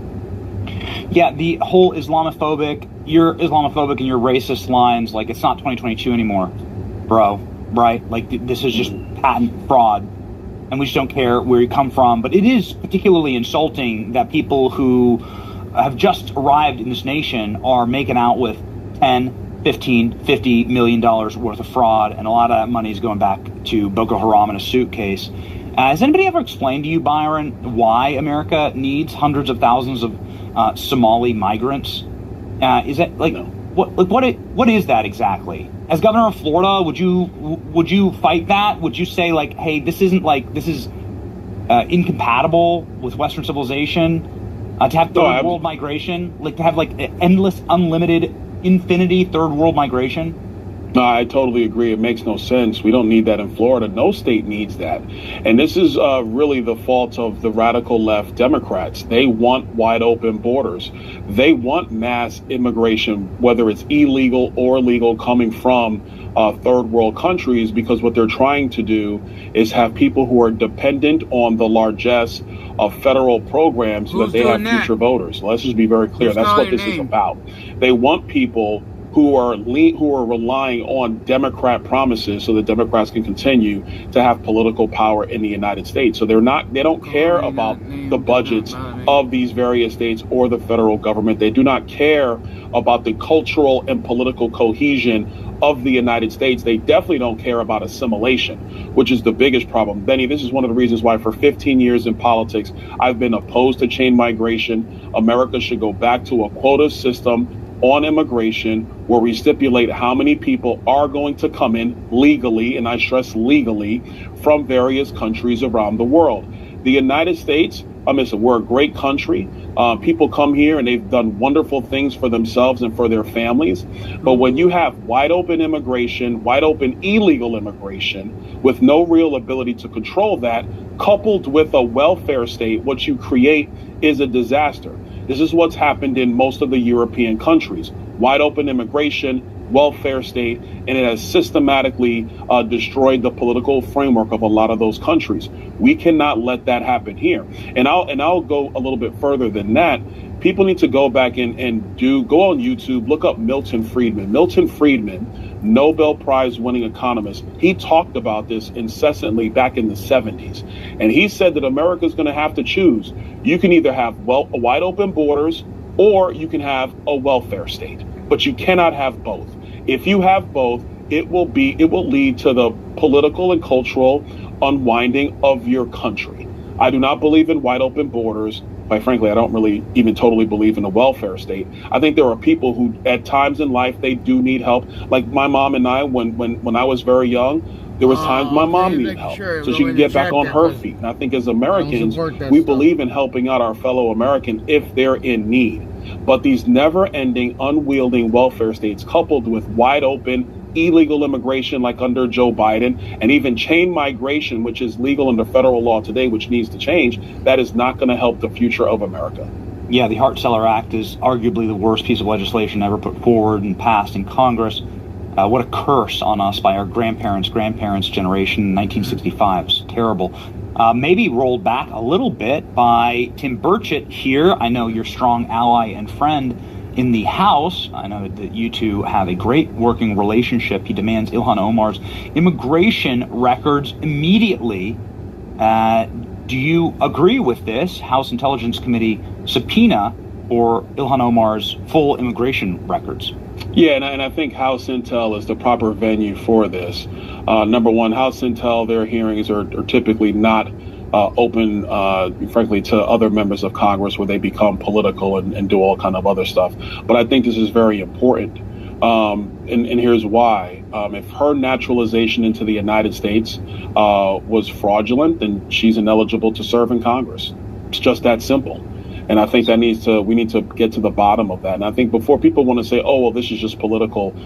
No, it's not. Number one, I think Representative Omar, she's been clear about where her allegiance lies, and it's not to the United States. She's on the record saying this multiple times. Yeah. Mm-hmm. Number two, if you have people who are basically defrauding our naturalization process, they need to be removed from the country. It's just that simple. And I think people want to play politics with it. That's not the case. These are the same. This is what we would do in our own homes, Benny. You were talking about the masa chips earlier. I heard you.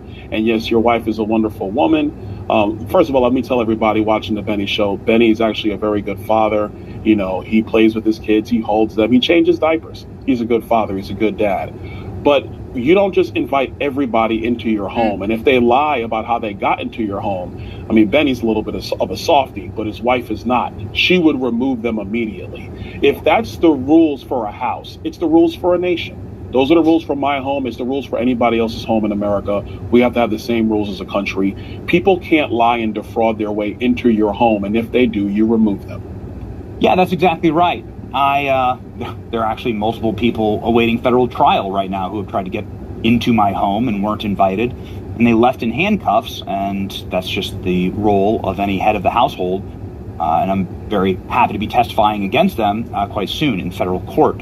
And so my question to you is, will any of these governors leave in handcuffs? Tom Emmer has said that predicts that Tim Walz will leave his office in handcuffs. I mean, Tim Walz is facing an onslaught of federal investigations from what is conceivably every single department and administration official that could have any nexus in Minneapolis. You're talking about the Department of Agriculture, Labor, Small Business. You have the Department of Justice and Treasury, the FBI, HHS, Homeland Security, all of them looking into Minnesota, many of them doing full halts and freezes of funding for Minnesota. It's an inoperable state at this point. Do you believe that Tim Walz will leave office in handcuffs? It's very possible, and here's why I say that. It's one thing to be incompetent. I think everybody in the country views Tim Walz as somebody who's incompetent. I mean, he even said to himself he's kind of a knucklehead sometimes. He said that about himself. I think everybody views incompetency when they think about him. But this is more than that. When you're intimidating whistleblowers in your state, now that is where you get into the realm of conspiracy. And if you are now conspiring to keep the fraud going, in my view, yes, you should face criminal charges for that.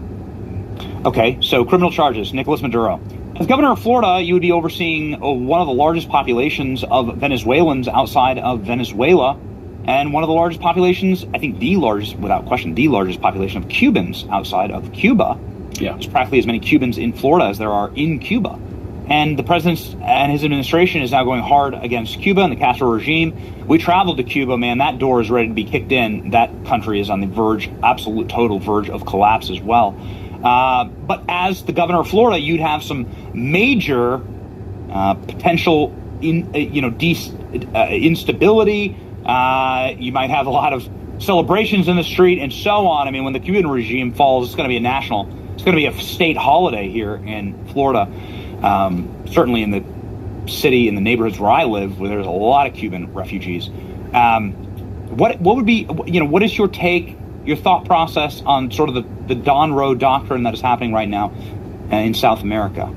Well, first of all, the Cuban regime being allowed to exist this long is really not just an affront to the Cubans in Miami and in Florida who have been desiring peace and liberty for their family members, and frankly, justice for family members who did not make it out of Cuba, who were killed by the Castro regime, whose property was stolen. That's one thing. Number two, it's really an affront to the United States because it's really been a haven for Russia and China in our hemisphere, 90 miles off of the coast of Florida. And so I think the Cuban regime falling in Cuba is definitely in America's interest. I think for the people who might be concerned about instability, my response to you is, so you would desire the stability of Russia and China having a foothold 90 miles off the coast of the United States? That doesn't really sound like something that's helpful to us. So I would rather have the regime fall and then we figure out what's next than the regime be emboldened and allowed to continue and undermine the United States so close to us, and also continue to rob the liberty and freedom of the Cuban people on the island of Cuba today. Number three, I would say that with the president getting rid of Maduro, which was the absolute right thing, what's going to occur now is that the oil that was used to go into Cuba and also go to China and Russia, it's going to put a real stranglehold on Cuba economically. And like the president said, I believe last night, it's in their interest to come in and make a deal and figure out where we go from here. But I will say with unequivocally, I want to see a free Cuba. That is something that is long overdue. And if you're going to talk about the Monroe Doctrine or the Don Road Doctrine, it is in the interest of the United States that we have neighboring countries who are allies to us, period. How many Cubans are in, can you ask Grok, how many Cubans are in Florida? How many Cubans live in Florida? It's got to be hundreds of thousands, if not millions of people of Cubans. It's easily hundreds of thousands. Could be more. I mean, you better ask Grok, don't ask me. Yeah, but at the end of the day, I will tell you, if that regime falls, oh man, there's going to be parades from here all the way through the summertime. It will be a parade every day, especially in Hialeah, Florida. There'll be parades every day. 1.6 million? Okay, yeah. People of Cuban ancestry in the state of Florida. So a considerable portion of the Florida population is Cuban, and you would be running for governor of that population. What is your message to them on your stance when it comes to regime change in Cuba? My stance is clear. I stand with the people of Cuba, and I stand with our Cuban citizens here in Florida. That regime should have fallen a long time ago. That regime is a microcosm of how communist policies and socialist policies can not only just destroy a community, a society, or a state, it destroys the very well-being and fabric of cultures and families. And that's what's occurred when Castro came to take the power. And one of the things that's always disgusted me, you have young people in the United States wearing Che Guevara t-shirts, not understanding how brutal and crazy, frankly, that individual was, how many people he slaughtered, how much property was stolen from the Cuban people.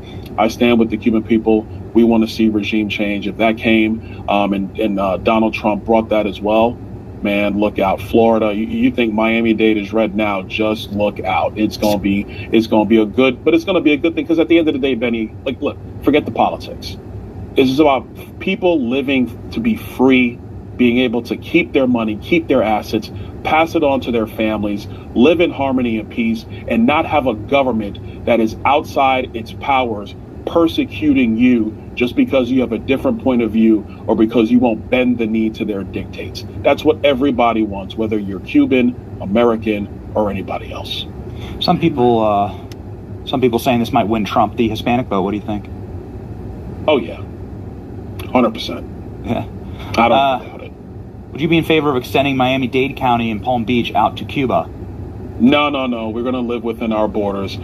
Cuba needs to have elections of their own for the first time in 80 years. They need to be a country standalone for themselves, seeking their own their interests, free from a dictatorish communist regime.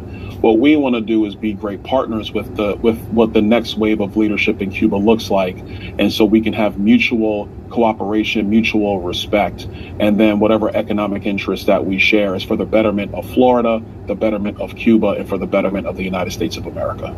So few people understand exactly how critical Florida is to controlling this region, how many of the operations actually are take place in Florida or staged in Florida, how very little of this could be even possible without Florida itself. And the leadership here, ladies and gentlemen, brought to you by Byron Donalds right here. He's got millions of subscribers on X. I'm feeling that number is going to 10X. Byron Donalds running away with the governor's race.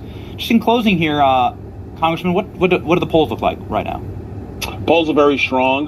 We're up about 40 points on just about everybody, and that's a good thing today, but we still have a lot of work to do. For the people of Florida, I need your vote and I need your support. Would love to really be able to count on that. And our mission is simple.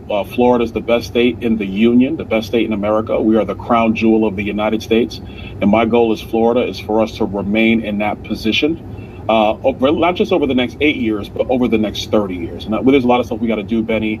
Obviously, home ownership, insurance, property taxes. We want to eliminate those. We support the governor and what he's trying to accomplish there. But it's also about bringing new industries, new high-paying jobs to our state, so our young people have a future. Look, Benny, I tell people all the time as I travel the state, my wife has a mandate of her own. Her mandate is that her sons raise their kids in Florida, so she doesn't have to leave the state to see her grandkids. And that's a mission from Mrs. Donalds. And so, if it's in my house and that's what she's asking for, that's what we're going to deliver for the free state of Florida. That's exactly right. A lot of good young energy in this state. It's where young people want to get started.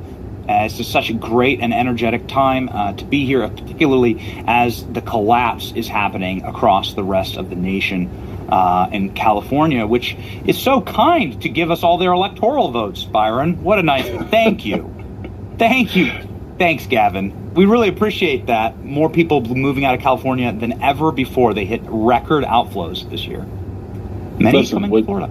When you get out there to California, you should take them some chocolates and say thank you. You should deliver it personally. I think that would go well. Charlie Kirk did the Gavin Newsom podcast. That was very, very interesting. We'll see. I doubt I'll get booked, but we'll see. Thank you, Congressman, and future governor of the state of Florida. Godspeed, Byron.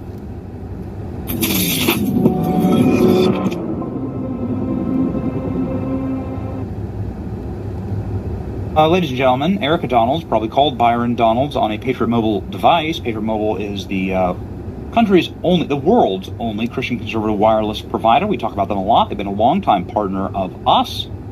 They deliver premium service on all three major networks. It is the new year. It is the time to switch, and it is certainly the time to ensure that you lock in with a company that supports you, supports free speech. European Union is planning on banning X or finding it out of existence. A total and complete attack on free speech happening right now, and it's happening through many of your mobile carriers. A lot of these woke companies, Patriot Mobile would never do that. Their values are faith, family, and freedom, and free speech. Switching is easier than ever. Activate in minutes. Keep your number or upgrade. Go to patriotmobile.com/Benny and call 972-PATRIOT. Use the promo code Benny for a free month of service. That's patriotmobile.com/Benny. Call 972-PATRIOT to make the switch today. Ladies and gentlemen, California could make a switch to a Republican governor. Why not? We've been doing our work, making sure that we go scorched earth against Gavin Newsom. We haven't even gotten started yet, baby. Talk about scorched earth really quickly before we bring on Steve Hilton, the man who's leading the polls for California governor. Make sure that we get those polls hot off the presses here, where Steve Hilton is leading the pack. A U-Haul drove through a pack of Iranian protesters yesterday in Los Angeles. Now, what do I mean by Iranian protesters? These are people protesting against the Islamic regime. We are in favor of them. They have the sun and lion flag. This is the ancient Persian flag. These people do not want Muslim theocracy in their great and sacred land. And they are saying that Iran is not an Islamic nation. They're saying that Iran is a free people, and it was very much a paradise, actually, before the revolution that took over.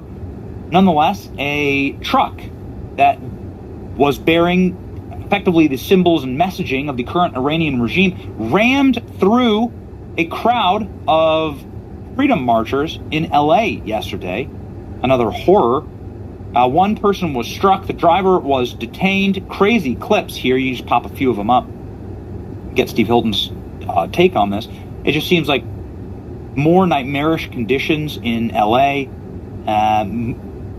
more just dysfunction, more insolvency, more psychotic behavior in a city that is eating itself alive. California, the crown jewel of the nation, descending into madness. The people get starved out, beat down, and abused by their leadership. Ladies and gentlemen, let's change that leadership. Steve Hilton, our dear friend, the man who is the lead candidate for California governor right now, joins the show live now.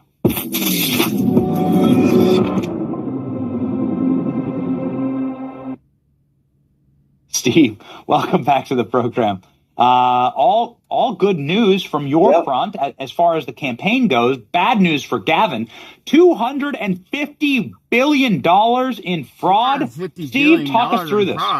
So, Happy New Year, Benny. Just a quick reflection on your conversation with my friend Byron Donalds. I'm just thinking, how cool would it be a year from now? He's governor of Florida. I'm governor of California, and we are competing to attract families and businesses to come to our states instead of California sending them to Florida. I think that's the kind of healthy competition that will help make America truly great when you have Florida and California on the right track for freedom. So I was just excited to think about that a year from now. Steve, well, I want to talk about fraud, but I want to talk about something that was top of my feed this morning. Other than our roasting of Gavin Newsom, that was a lot of fun and got us the #1 trend in the world.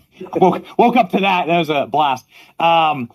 It is some billionaires in California, virtually every billionaire in California, founder, the people that make California still profitable, the people that build great companies in California, which it has always attracted smart and endeavorous people. They're fleeing. They're fleeing in mass. And maybe it's just because of my timeline on X, Steve, but every single morning, because of this billionaire's tax that would tax unrealized gains. So these guys build a great company. You get $20 billion worth of, stock, right? Because the company becomes very successful.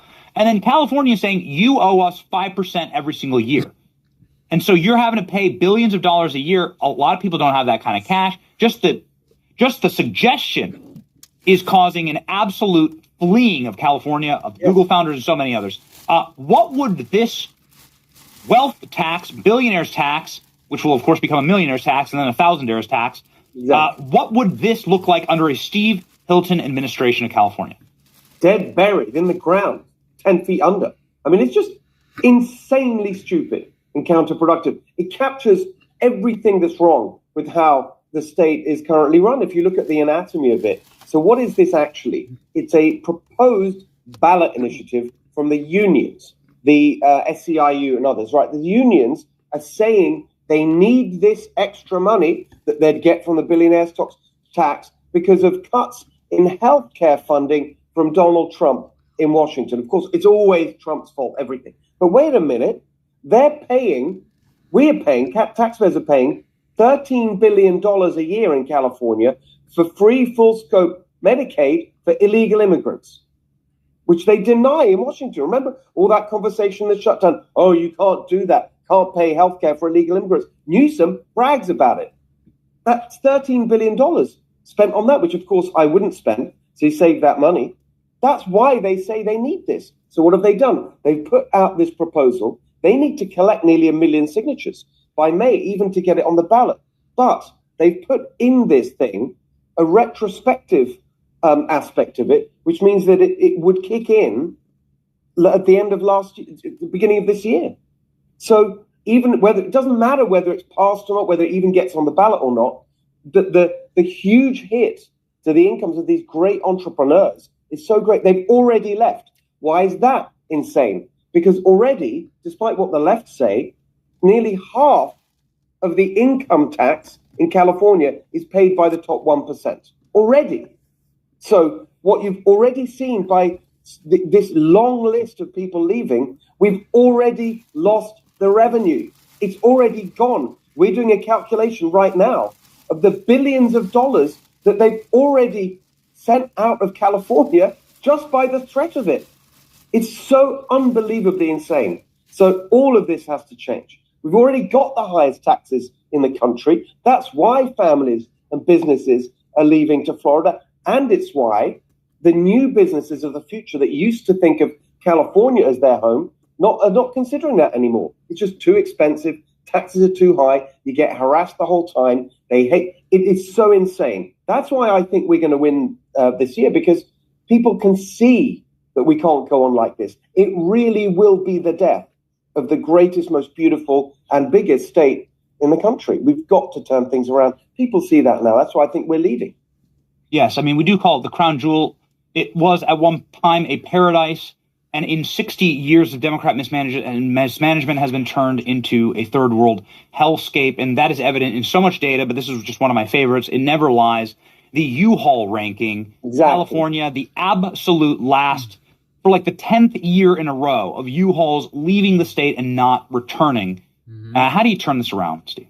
Well, first of all, I mean, and you contrast that with this delusional Newsom, his state of the state speech last Thursday, where he says we're a policy blueprint for the nation. And this guy's a pathological liar, apart from a total failure on every front. I put these t-shirts, we're selling t-shirts, MAGA t-shirts, most useless governor in America. That's Gavin Newsom. Here's the good news. When I'm elected, and I'm there from this time next year, cleaning up the mess that he's left behind, I'll be doing a double service, obviously to the people of California, where I'm cleaning up the mess for real, but also to the people of the whole country, because I will be exposing just how useless and destructive he was as a warning to the whole of America. So the way we turn it around is, first of all, we've got to win the primary.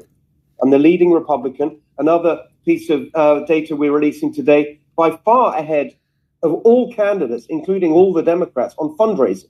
It's a big state. You need a lot of money. I'm leading that race as well. Very important in California, especially when you've got the Democrats all funded by the corrupt union relationships they have. So we're leading in the polls. We're leading on fundraising. It's looking good. We've got to win the primary in June. Then in November, look, there's a majority for change in California.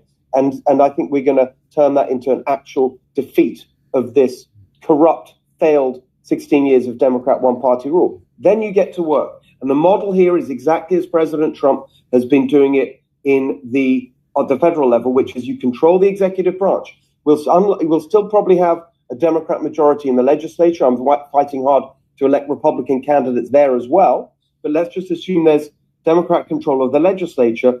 As governor, you appoint thousands of people to hundreds of agencies, and a lot of the pain and nightmare that's hurting every family and business, the insane climate crusade that's given us the highest gas prices and highest electric bills in the country, the harassment of small business owners like I used to be. I used to run restaurants back in the day in England, and I've been a business owner most of my life.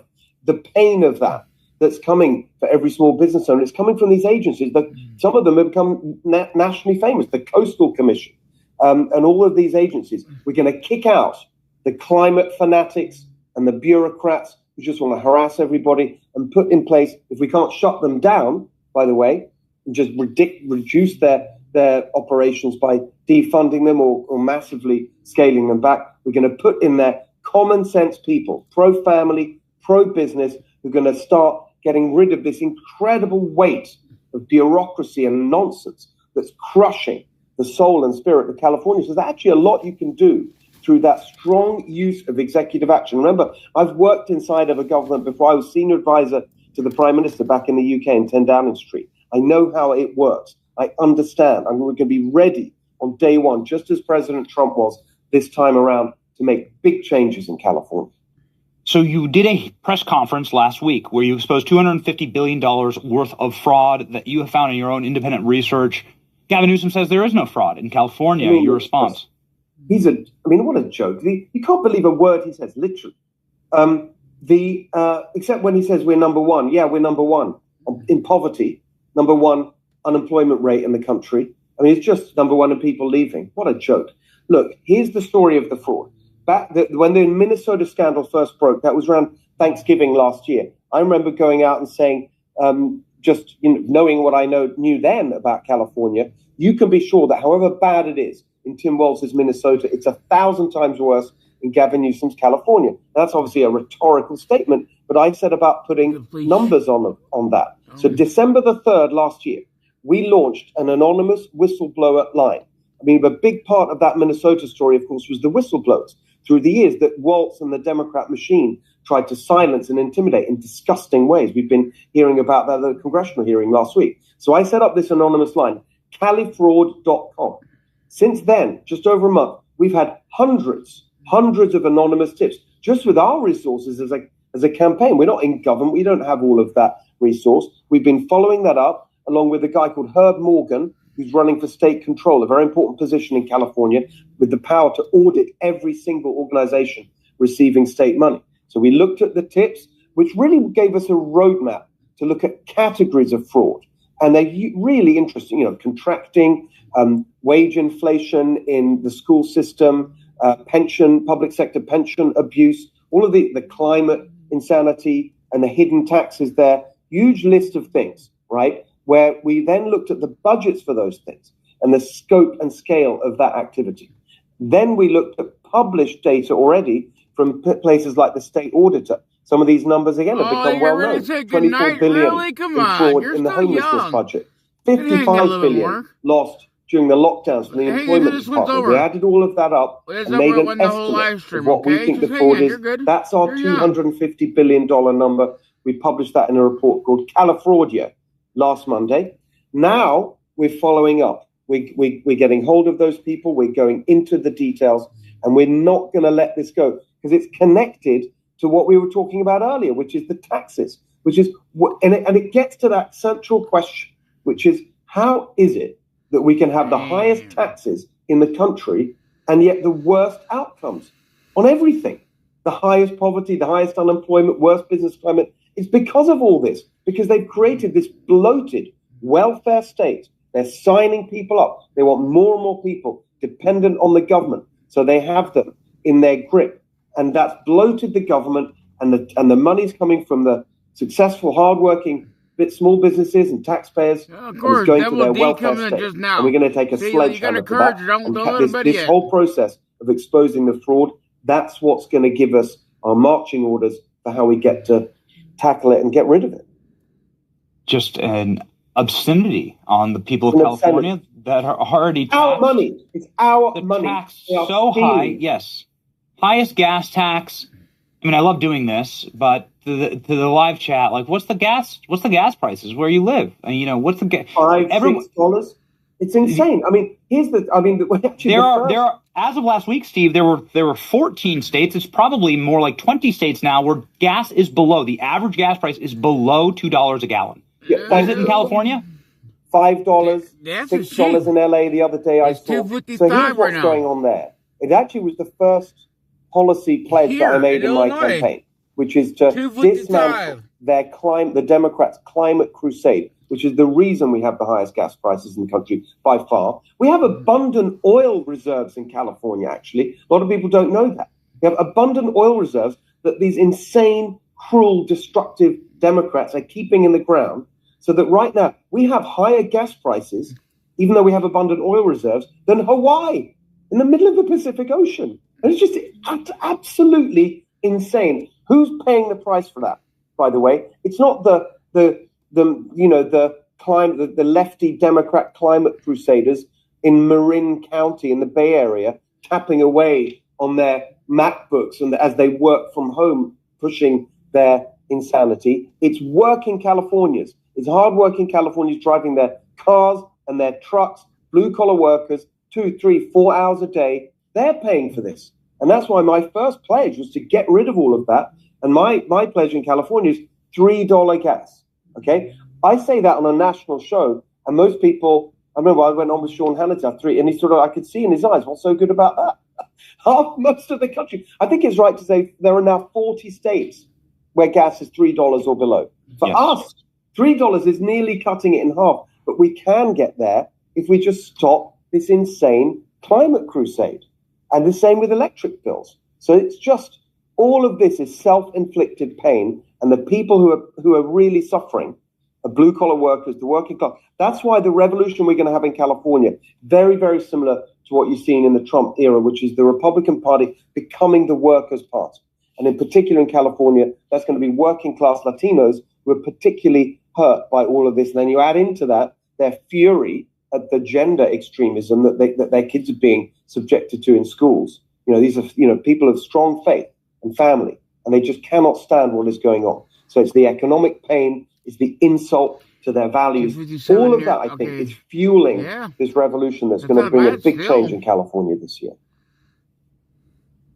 Guys, I just found something cool that helps me earn a bit of extra cash and declutter my space. Watch this. So this app is Carrot, where you can buy and sell stuff in your area. Look, you just scan, and Carrot tells you how much.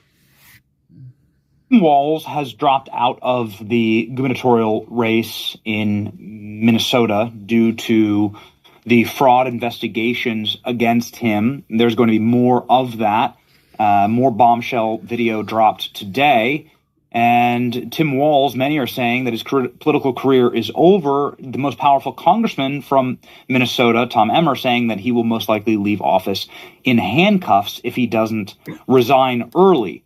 Do you predict the same for Gavin Newsom, given the fact that he is now under federal investigation for fraud in California? And as you said, it is done on a nation-state level. It is 10x what is in Minnesota. And it's the corruption as well. I mean, that's why these investigations are so important. We've got very, very strong, the Department of Justice, you've got some really strong Californians in there who know what's been going on. And they went from Harmeet Dillon, Bill Asali, the U.S. attorney. So this is really strong action. And that's what needs to happen. And so he thinks he's all set up for running for president. And it's very interesting to me when you see the way that the media covers him. They have no interest, it seems, in exposing his actual record. And it's all about whether he's, social media trolling of the president is effective or not, and it's winning him points with them. That's how they cover him.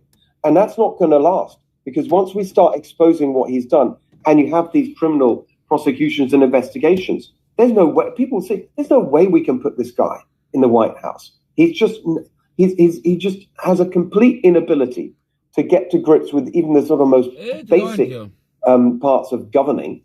He just can't do it. And everything is a disaster. And on top of that, just has either participated in or turned a blind eye to fraud and theft of taxpayer money on an epic scale, on a criminal scale. So I don't think it's going to stop there. By the way, one thing that I've promised to do is to have a COVID accountability commission. I mean, we're not going to forget what he did in the lockdowns. And I always say lockdowns, not pandemic, because you didn't need to have the lockdowns. It wasn't the pandemic.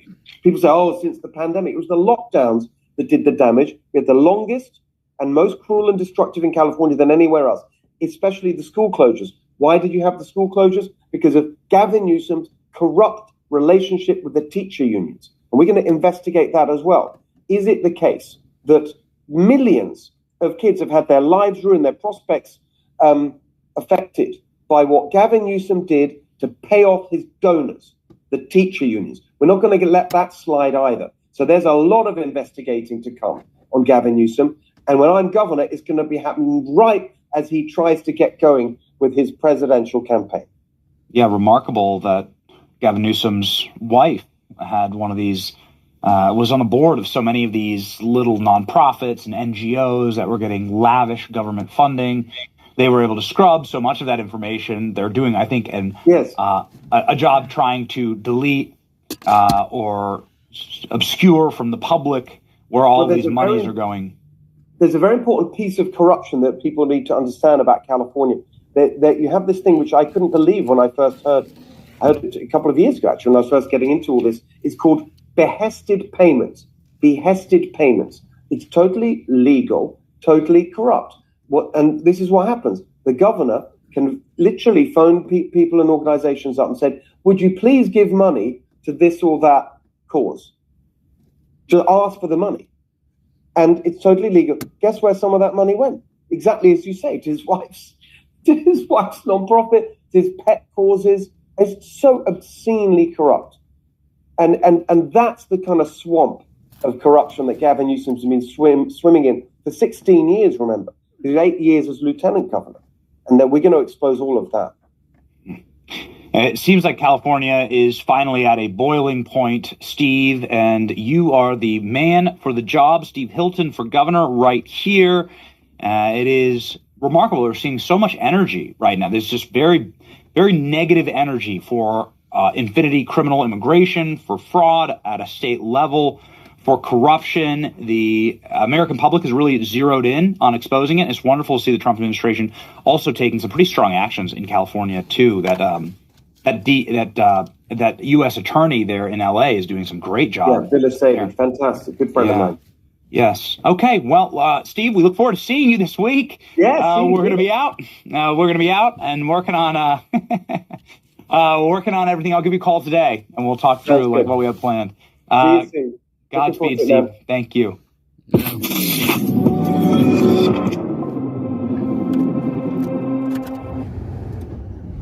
Ladies and gentlemen, we have good news, even more good news. DHS is deploying hundreds more federal agents to Minneapolis. Yeah, that's right. This is not Trump Term 1.0. Trump Term 1.0 was like, we'll let the net left set the narrative for us. Trump Term 2.0 is we will set the narrative for ourselves. This is a wonderful piece of news. It needs to be a show of force. The rioters in Minneapolis are already failing, but let's deplete their resources even further by making sure that the feds surge resources into that godforsaken hellscape of a city. Here's Christine Noem on it. What more can your officers do to stop the agitators? Obviously, so much has happened. It's hard to know what's true here in terms of people getting shot. Well, Maria, we're sending more officers today and tomorrow. They'll arrive. There'll be hundreds more. And in order to allow our ICE and our Border Patrol individuals that are working in Minneapolis to do so safely, we're going to continue to, if they conduct violent activities against law enforcement, if they impede our operations, that's a crime, and we will hold them accountable to those consequences. So, unfortunately, when you don't have the partnership of the city, Mayor Fry and Governor Walz have been very clear that they're going to continue their rhetoric. They're going to continue to put criminals and corrupt illegal aliens above the people that live in that city and in that state. They've said they're not going to help us, so we'll make sure that we protect our officers, but we also follow through on making sure these criminals are brought to justice. How are you allowed to pay a protester to break the law?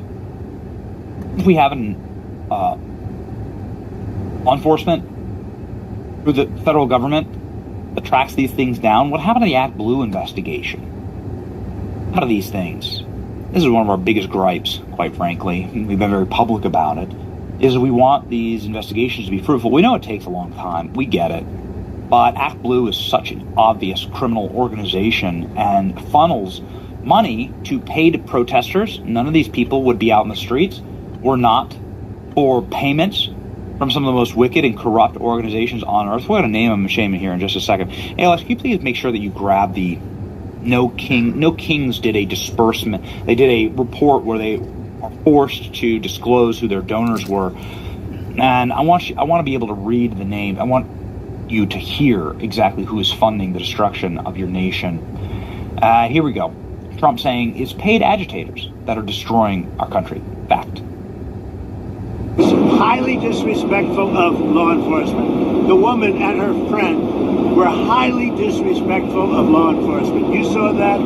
They were harassing them, were following for days and for hours. And I think, frankly, they're professional agitators. And I'd like to find out, and we are going to find out who's paying for it, with their brand new signs and all the different things. But these are professional agitators, and law enforcement should not be in a position where they have to put up with this stuff. What that woman and what her friend and what their other friends were doing to law enforcement, not just ICE, law enforcement is outrageous. Here you go, ladies and gentlemen. Your No Kings criminal protest exposed. $300 million from Arabella Advisors. This is the Democrat dark money group where you launder probably taxpayer dollars into left-wing causes. Warren Buffett, $16 million. A great shame and curse on his name. Warren Buffett, such a left-wing liberal, such a grotesque individual. He clearly like uses capitalism and then feels guilty about it, becomes obscenely rich based on America, and then just like most of these men who don't have any stature are called into guilt. You call it white guilt. Warren Buffett now feels guilty about his success, so now he's funding the destruction of the nation that brought him that success, pulling up the ladder, slamming the door. It is utterly immoral, despicable. Ford Foundation, extreme left-wing foundation created by the Ford family, using the Ford name, but no connection, as far as I know, to the actual car manufacturer, meaning this is not the car manufacturer running this. This would be the Ford family and their fortune. Same with the Rockefellers, Soros, and the Tides. Second, where are our Republican billionaires, man? This is what needs to be created, a Republican billionaire ecosystem where we can do the same thing. We're working on it. Ladies and gentlemen, President Trump was in rare form last night on Force One, flying back to Washington, D.C. It was pure gold. And before we get to our solid gold moment here, Advantage Gold is the gold company that we have trusted in order to get our portfolio up to all-time highs, gold at all-time highs. There is going to be some instability in the world as the world is remade. What does that mean? That means that people are cashing in on the single asset that has withheld value since the dawn of time, since the age of Christ. You can swap your 401k IRA or any retirement account into a account backed by physical gold and silver.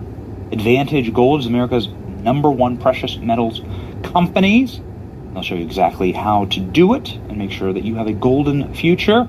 This powerful IRS-approved strategy is 100% legal and 100% smart, and get started today. Text Advantage Gold by texting Benny to 85545 right now. That's BENNY to 85545, and you'll instantly get a gold investment kit. Don't wait. The gold rally keeps breaking records as it did this morning. Text Benny to 85545 right. Okay. Here's President Trump. Alex tells me this is a hysterical clip where he nukes CNN on Iran. Let's go. Which options have you been briefed on? Are you meeting with senior officials? Am I going to really, are you asking me to say what will they do, where will we attack, when, and at what angle will we attack from? Are you considering I'm with the U.S. White House TV pool. I'm wondering, are you being briefed on options? I'm with CNN, sir. Why don't you just say I'm with CNN? She says, I'm with the White House pool. And I say, what? You're with CNN. You're with fake news. Because CNN is fake news. Go ahead, give me. I think so. Don't you think so, CNN? All right, good night, Jericho. Wouldn't you say that they probably do at this point? After going through it for years with me, being hit, Soleimani, al-Baghdadi, the Iran nuclear threat wiped out, don't you think, and then you just had Venezuela, don't you think, she says, CNN, do you think they take your threat seriously? Wouldn't you say they do after all of the things we've done? What a stupid question. Go ahead. That's what I'm saying. Watch how Trump's moving in the new year. Trump says that Greenland's entire defense is 2 dog sleds as he pushed U.S. acquisition of the territory. Since we started the show with a Greenland meme, why not end with a Greenland Trump clip, where President Trump says that the U.S. must acquire Greenland, not lease it, arguing the Arctic territory lacks defenses, and warning that Russia and China will move in quickly if Washington does not, critical of U.S. and NATO security. Oh, good night, Speaking to reporters on Gary. Air Force One, he was asked about Greenland, whether the U.S. has made an offer to acquire the territory from Denmark. Here's Trump's response. Last time you made a tangible offer to Greenland. deal because Greenland does not want to see Russia or China take over. They don't go there. It's very far away from Greenland. And Greenland, basically, their defense is 2 dog sleds. Do you know that? Do you know what their defense is? 2 dog sleds. In the meantime, you have Russian destroyers and submarines and China destroyers and submarines all over the place. We're not going to let that happen. In the meantime, are you going to... And if it affects NATO, then it affects NATO. But, you know, they need us much more than we need them. I will tell you that right now. Are you going to Ukraine out of military bases? That's a war that should have never happened with Ukraine. The UK and Germany are discussing plans for a joint NATO mission to protect Arctic security in Greenland. Does that change your calculus at all? No, look, we're talking about acquiring, not leasing, not having it short term. We're talking about acquiring. Does that require and if we don't do it, Russia or China will, and that's not going to happen when I'm president. Are you going to increase the amount of military bases on Greenland in the meantime? Well, we have bases on Greenland. Yeah. Are you going to do more? Put a lot of soldiers there right now if I want, but you need more than that. You need ownership. You really need title, as they say in the U.S.A. business. $426 billion in delinquent property taxes in the United States every year. What does that mean?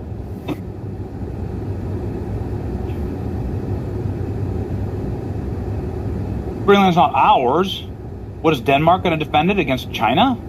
How is that going to work exactly? Denmark's going to defend this massive island that is 17 times, I think 17 or 20 times bigger than Denmark? It's going to do that. This incredible access, the Arctic Circle. Oh, no, baby. And Trump sees it clearly, and he sees a great future. This is the first time that America has been moving like a superpower, been moving like an empire. And it's exciting. It's an exciting time. One more clip about Cuba. This is President Trump's commentary on Cuba. Cuba sits not too far from where we are recording right now, where we are live in our studio right now. I would love to see the Cuban people liberated. I would love it. Here's Trump. What kind of deal are you looking for from Cuba? You're going to find out pretty soon. We're talking to Cuba, and you'll find out pretty soon. And one of the things I want taken care of, and one of the groups I want taken care of, are the people that came from Cuba that were forced out or left under duress, and they're great citizens of the United States right now. You have a lot of people forced out of Cuba unfairly, so we're going to take care of, most importantly right now, we're going to take care of the people that came from Cuba that are American citizens or in our country. Iran also falling, so you have Cuba, Greenland, Iran mass protests throughout the nation. There is an internet blackout, so the clips are sparse and sparing, but millions, if not tens of millions, of Iranians taking to the street. Protests around the world. The time has come. Let's go ahead and check the news.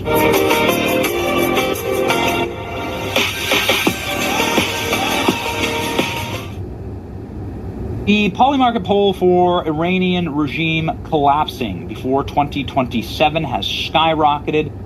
It is at a 47% chance, and the regime surviving through the end of the year is at like a 62% chance that the regime actually, that the Ayatollah is not able to, here, click on the one right adjacent there, that the Ayatollah is not able to remain in power, ladies and gentlemen. It was the top one climb. That's the Ayatollah. We have a 60% chance that nothing ever happens, okay? Khamenei. We'll see. We'll see, but the markets are hinting that there is massive instability in Iran, and this is the moment. You can just feel it. You can feel that energy. They're now calling Trump, desperate for a meeting, desperate to try and make a deal, and there's been an enormous amount of U.S. Air Force traffic over the Mediterranean and in the Mideast. It seems like Trump's preparing something really big with Iran. He says he's going to support the protesters there. Reports are that many have been killed. Again, we showed you what looked like a terrorist attack in Los Angeles yesterday from somebody at least aligned with the regime. We'll see. And we'll see. But here is the certitude of your day, something that is certain this day and every day, and that Christ is King, that God is with us, and that you should be reading your Bible from Psalms 37. The wicked plot against the righteous and gnash their teeth at them, but the Lord laughs at the wicked. He sees that their day is coming. Careful about people gnashing their teeth. Careful about that. No, no, no. Move with calmness and with purpose and with truth at your side. You can accomplish anything. God is a God of wonders. Ladies and gentlemen, that is why we know that we will win. He does not lose battles. God wins battles. Right. And in the end, we do win. It's your boy, Betty. Have a great week. See ya.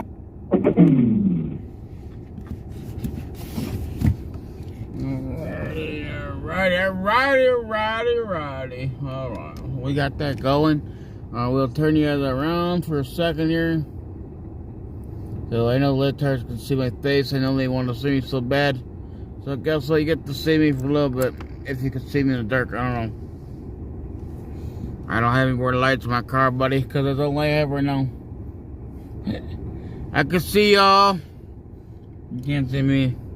Medica can't really just... It'll be good, Bing. Let me turn this. I could probably turn this other one on. So, I just figured right now we're all going to talk. See what's going on. Yeah, see, you guys we got light, man. We got a light. We can see each other now. There we go. Like that. Yeah, I can see. I know the LIBTARDs want to see me so bad. There you go, LIBTARDs. She's saying pretty well now. So, I hope that you guys all really enjoyed tonight. I appreciate all come in, tune in. Don't forget to help out. We are 100% viewer friendly, and just, don't forget, everybody, that, we do need a vehicle. We do need a vehicle for us for me to continue standing for freedom. So that's what it comes down to.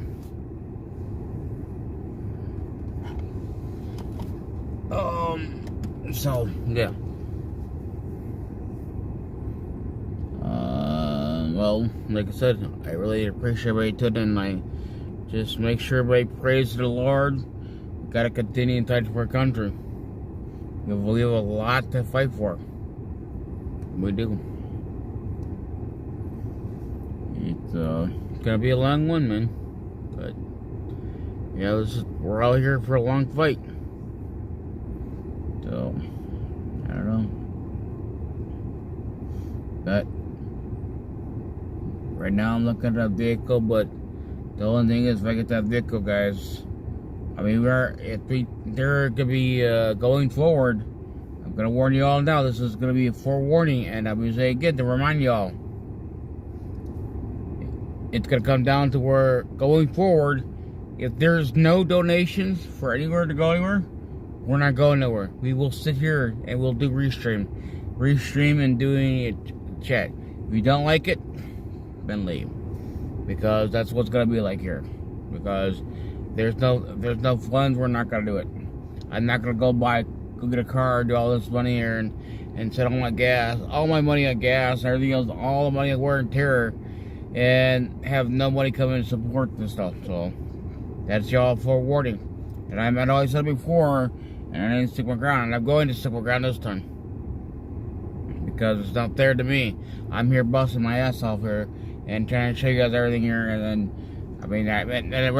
no one here really is trying to help out here. And if I have to go out there and bust my ass off here and get a car, then I'm telling you, it's gonna come down to that.